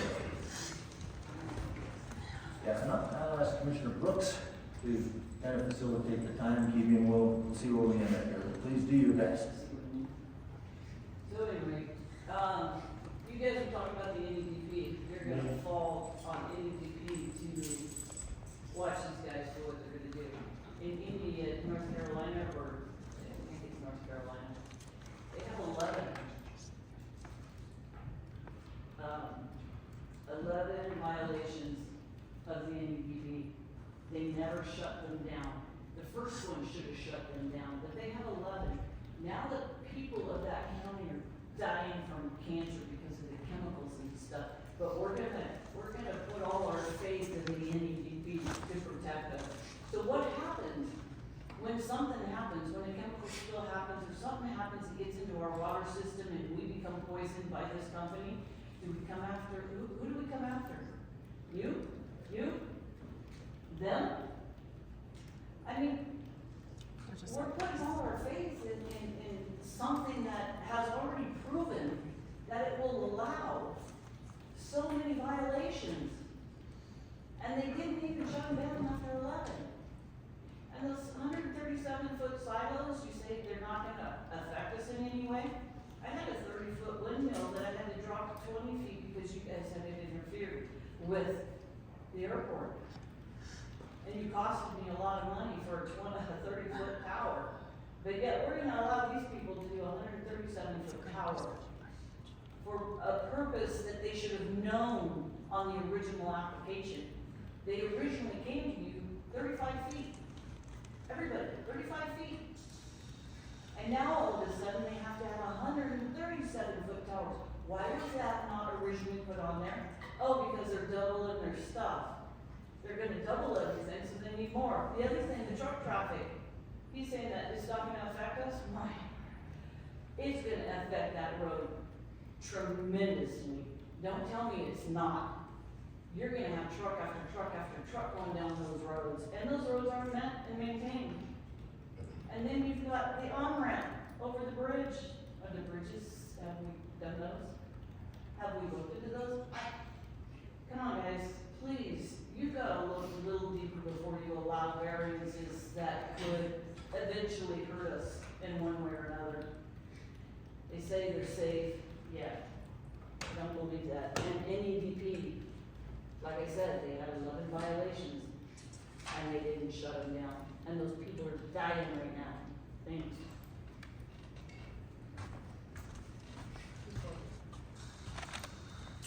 Any other public comment in the room? Christina Henderson, please.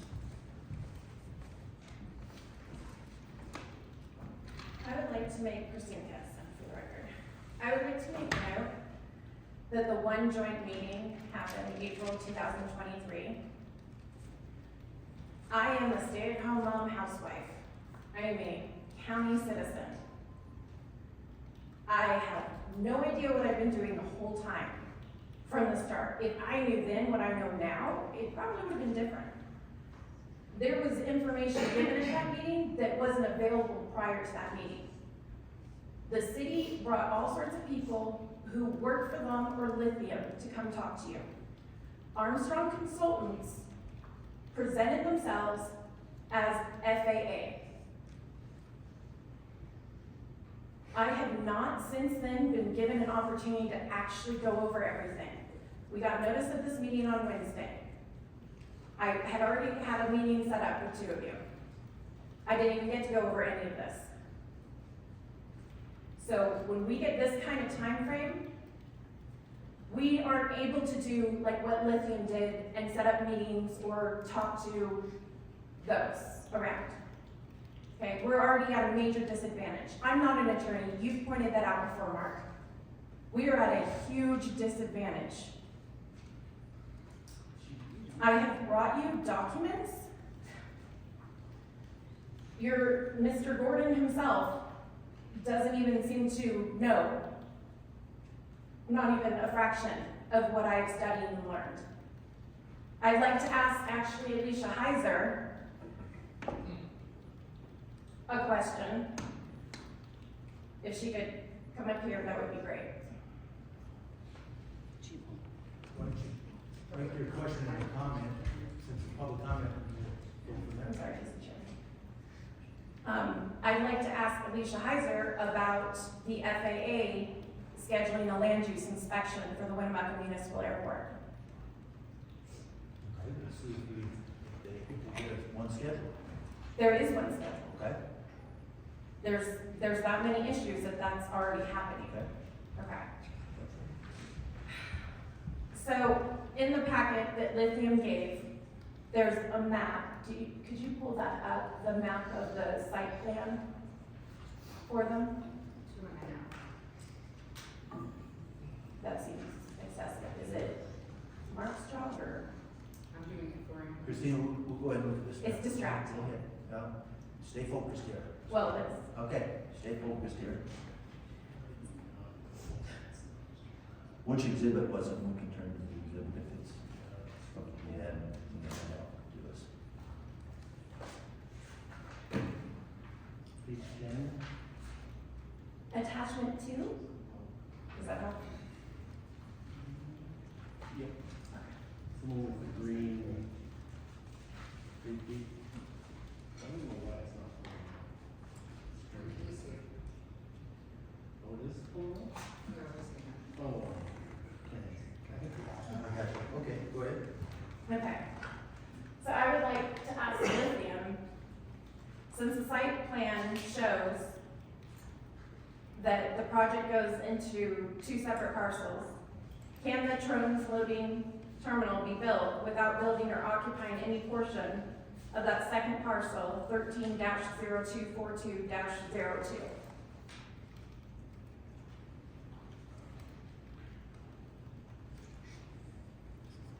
Go ahead. So I'm wondering where the transparency is here, because I'm asking very valid questions. The application is, what's in the application is what's in there. Okay, so what is the procedure for a project coming into the county and whether it falls under the correct zoning that's already there? If there's a question about the validity of the zoning, what's the procedure? Well, the procedure is to go through our planning department and staff and have them sift through the information in the application and refer back to county, whatever county governance, and then make a recommendation to the board. So I asked. A recommendation. I asked last October in the previous variance meeting about this, and Ms. Lawrence told all of us that the city told her it does fall under the correct zoning. And I'm just wondering how the city decides that county public business behind closed doors. When we talk about transparency, this is a prime example. Keep going. I can't comment on that. Okay, so there's a lot of things that can't be commented on. I asked Gordon if he had, Mr. Gordon, if he had looked at the validity and legal authority of the lease that the city of Winnemucca has with Lithium. I have brought you evidence of NRS. I have yet to see any evidence brought from Lithium, or even for that matter, the city, of any legal, what is it called? Like review or something that explains out what state law they're getting their information and how they're interpreting it. Well, there'd be a legal opinion, Yeah, there's been no legal opinion, there's been nothing in writing. So I don't even know what the idea is. I'm doing my research, but I can't compare it to what their findings are. Okay, you're at 6 minutes. Wrap it up, please. I would like to see this tabled until the FAA does their land use inspection and we actually find out if there is a problem. I'm highly disappointed in the fact that Lithium is not showing transparency or working with us by not answering my simple question. I'm going to assume that because their site plan shows that the project does enter into this other property, that in their own documents, attachment 6, the section 163 determination, that FAA of the Western Pacific region, Mike Williams sent to Alicia Heiser. And in that, there's one quote that says, "This is a preliminary determination and does not constitute a final agency action or an order issued by the Secretary of Transportation under 49 U.S.C. 46110. I would also like to note that other parcel B2 is specifically stated in this letter, a release request from aeronautical use restrictions from the city of Winnemucca in accordance with FAA Order 5190, Chapter 22 for parcel B2 is required and has not been done. And it took them years to get the first one done for the non-aeronautical use. And I'm just wondering, I keep seeing things happening where they're putting the cart before the horse, and it's like everything's just pinballing. There's no actual sense to any of this or how things are done. Like they're pushing things through, and then they're coming for a variance. When nobody in the county that we know of, and this was during Dave Mendiola's time as the county manager, none of this came to public meeting, or to be decided in the public, or for the public to have any say in it. And I find that lack of transparency seriously concerning. Not only that, but the fact that Dave Mendiola now works for Lithium Americas. It just seems like the lack of transparency was intentional to begin with. Thank you. Thank you for that. Any other public comment in the room? Please come up and state your name and speak into the mic.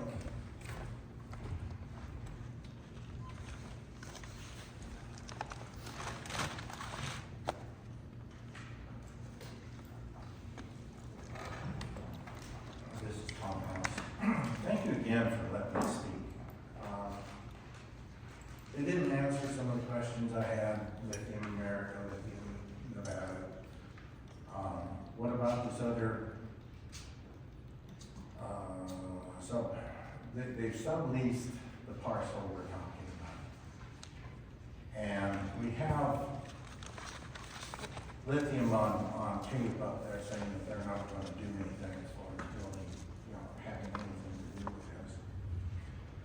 So I'd like to know who it is, whether it's America, whether it's, and whether they're good.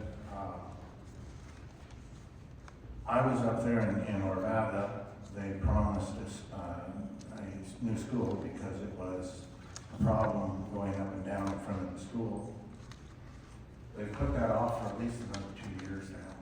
And so they're really not following through as well as Susan said they were. But thanks, Susan, for coming down and talking to us about it. One other thing I didn't mention earlier that I'd like to mention now is railroad. What do you have from the railroad? We don't have a siding right now that and I've talked to the railroads for 3 years and there's no sign of this whatsoever. So I'd like some input on that. Would like to see the input from the FAA. The FAA's rules changed a while back, and they can't say that you can't build that 137 footer there. And but if it's built and it interferes with the airport runway, we lose the runway, and that's what I'm more concerned about than anything else. I don't have any problem with them putting in transloading station. But it doesn't have to be inside of, you know, what, we're a little over a mile or about a mile from the school, and we've got an awful lot more, people out there, and that's what Humboldt County did. It was all commercial and all through there, now it's got residentials. So there's a lot of different things, and them to say they looked at 11 different places in Humboldt County, and there's not another parcel of ground in Humboldt County. How many, we got 365,000 acres or something like that. So I find that to be a little bit of a misnomer, and I would like to see, you know, they're stating that they've talked to the highway commission and all the rest of them. I'd like to see some reports on that. I live out there, I know what goes up and down those roads, so, and thank you again. Thank you, Tom, appreciate that. Anybody else in the room for public comment?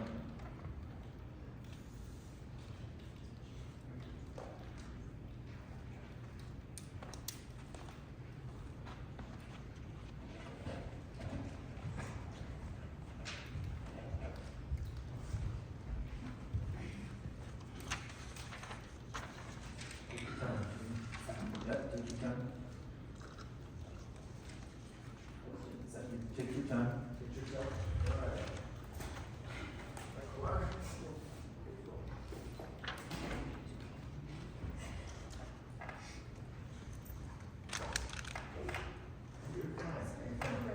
Fine.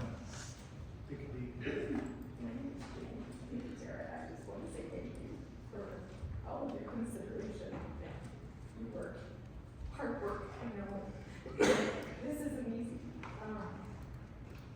I can very clearly see where things are going, but I'm asking that if you move forward today, you do it knowing that it isn't just a height variance, that this is massive chemical in my backyard.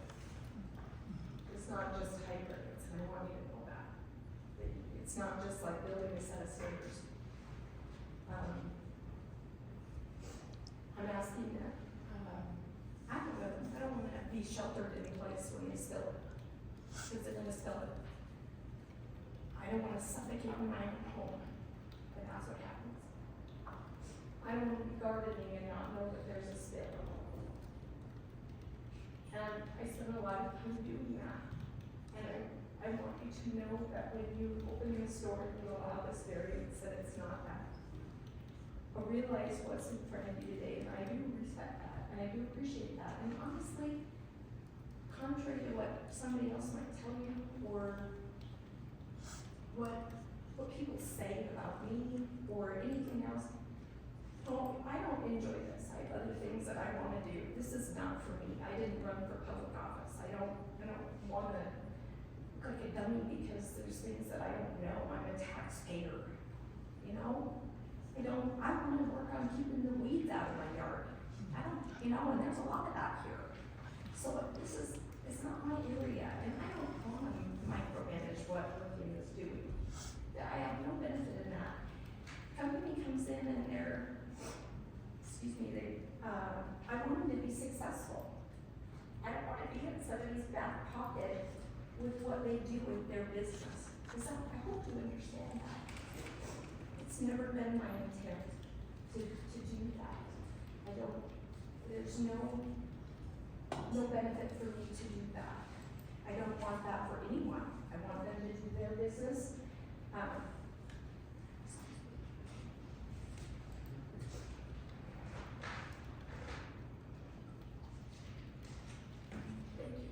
you. I do have 2 little grandbabies that come visit me. So I can't ask them what a red house.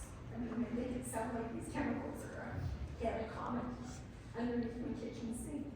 They're corrosive. There's significant measures that are taken to make sure that the volatile chemical doesn't leak through the tanks. So please don't belittle the situation. It's not just a height variance that you're allowing. I mean, it is a special condition. They don't have the power. They don't have the gas. There's a lot of things. And God, there's a lot of places that already have it. Right to work as be successful. So I just want to tell you. Thank you. public comment, appreciate that. Welcome. Any other in the room? Pretty short. Pretty short, define pretty short, Christina. Oh, I'm gonna bring this up. Okay, thank you. Sorry, I told you guys before when I'm having somebody timing me like that, it It's okay, makes that's it harder okay. for me Go to ahead. concentrate and get what I need to get out. Go so ahead. it's kind of self-defeating. Earlier this year, it was cool when you guys did your retreat. You had a planner come from Reno and discuss with you guys a lot of stuff, a lot of good information. And she referenced the Nevada planning guide, and I put one of them in here. And I wanted to hit on it with variances. In Nevada, variances are treated as an exemption from a local government's established standard. They are not granted in order to permit uses in zoning districts in which a use is not allowed. Varying minimum spacing requirements or relief hardships that are solely personal, self-created, or financial in nature. Variances are intended to provide relief to individual property owners where the regulations could create an undue hardship. And I know Susan came up and talked about that she believes it's too late and they can't go to another property. I took a lot of my concerns early on to Tim Crowley, and I've tried for like almost 2.5 years now to say that this isn't something that's allowed at the airport, and that you won't find anything like this near homes in this country. It is not compatible with residential areas.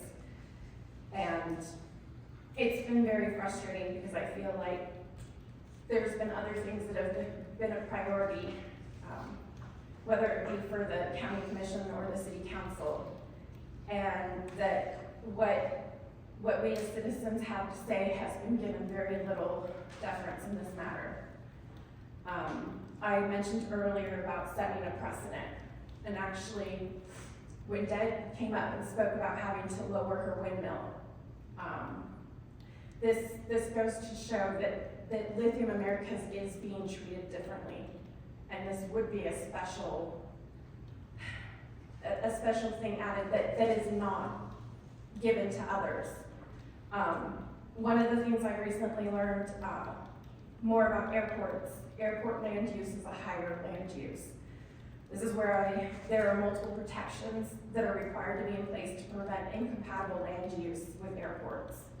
This is why the FAA has scheduled a land use inspection for the Winnebago Municipal Airport. Aeronautical use holds a higher priority for special uses like variances. Non-aeronautical use is not a fair comparison for aeronautical use. Could the Google Loon project, which was aeronautical, been built on any other parcel in Humboldt County?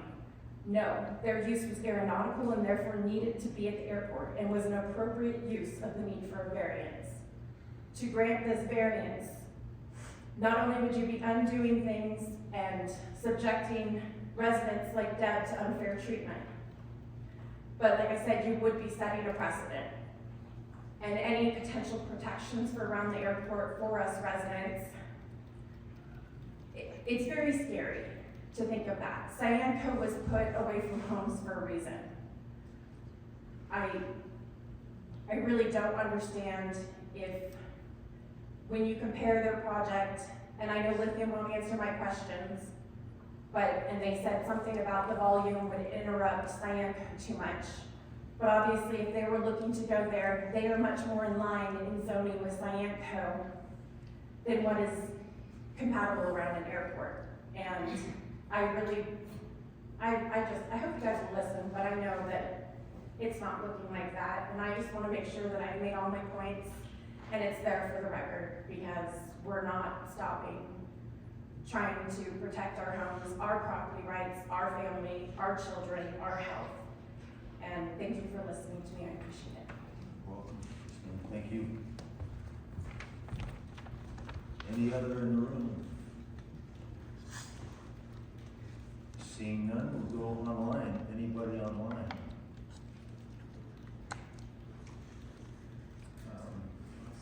Okay, and Anthony, thank you for that input on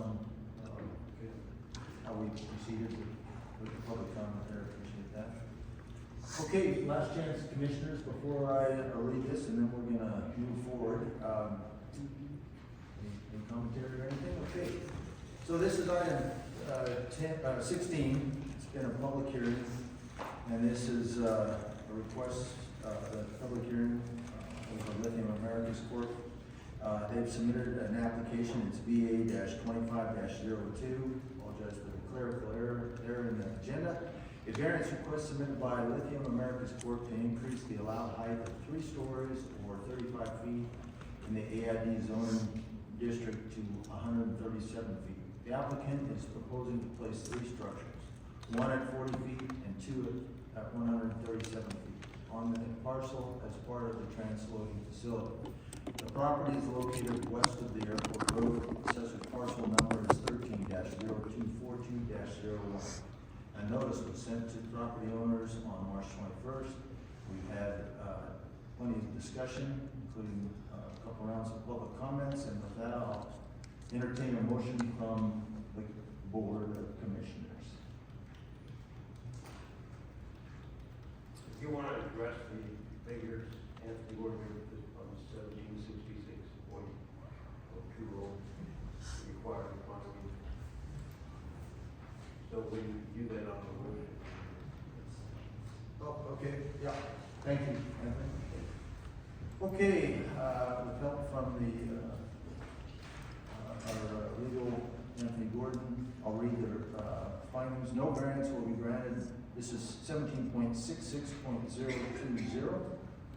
Humboldt County Code.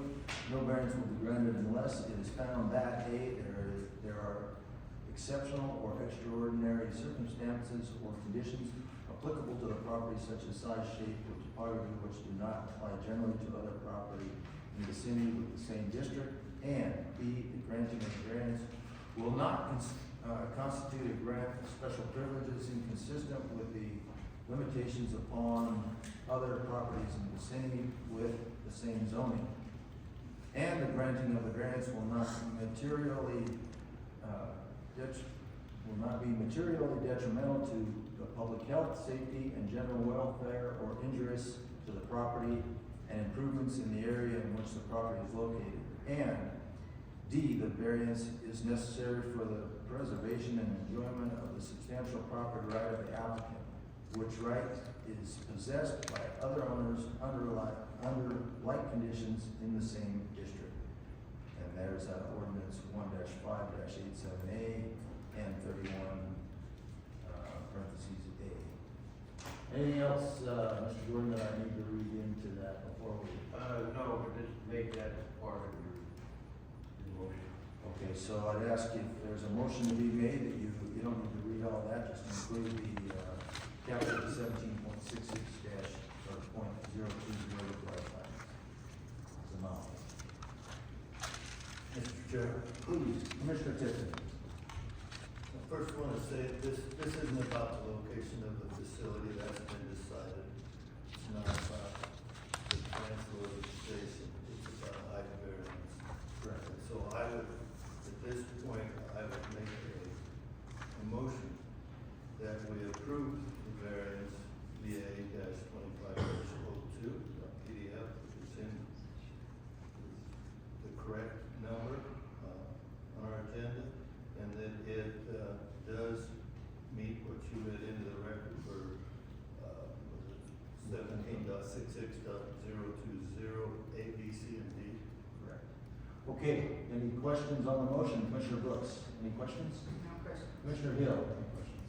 The only question I would have is, Commissioner Tipton, would you consider, including in your motion a condition on staying within local, state, and federal regulations at all times during construction, operation, and decommissioning of this project? Absolutely, I would include Commissioner Hill's comments. Yeah, the only comment I would make on that, Commissioner Hill, is even if there was no silos out there, no height variance application, we would still expect that would be a clear expectation governed by law, but we can add it if that helps. I guess, yeah, expectation versus having it on record that we have. We still retain power to revoke the height variance that we've assumed we granted. You want to include that? I would include that. Tammy, do you have that included there? Does it make sense?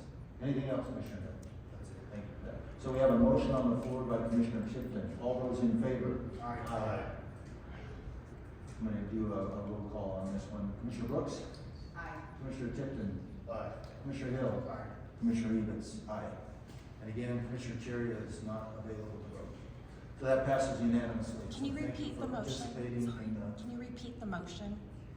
Sorry, it wasn't very clear. Tammy, Tammy might have gotten it, but I don't know. if I did not get it all, but I can read it from the transcript. So the motion was to approve the variance, VA-2502, that was in, confirming that was the correct number on our agenda. And then it does meet what the chairman read into the record for chapter 17.66.020, A, B, C, and D correct. Then, based on that motion, Commissioner Hill asked if he would consider including, in his motion, that it would be based on staying within local, state, and federal regulations at all times during construction, operation, and decommissioning of the project. And then Commissioner Evatz, or Chairman Evatz did note, that there are no silers there, no height variance application. We would still expect that would be a clear expectation as governed by law. So it's gonna take some cleanup, gentlemen and ladies. I think that was the general gist of it. So, okay, so we are going to, close out, adjourn, thank you, Betty, and your staff, appreciate it, the public comment, item 16, and we're gonna go back to item 12, so we can get Alicia back to her office and work, so go back to item 12. Treasurer's request by the city of Humboldt to acquire property held in trust only for delinquent taxes. Consideration, discussion, of possible approval of request for the city of Humboldt County Commission numbers to transfer included property rates to below. The numbers are captured in the agenda. I'd also like to shout out to the officers for being here today. Public safety, and we appreciate providing a safe environment today. I didn't expect anything, but it does give us confidence and we'll help them. So thank you. I did see the bullet rest on the outside.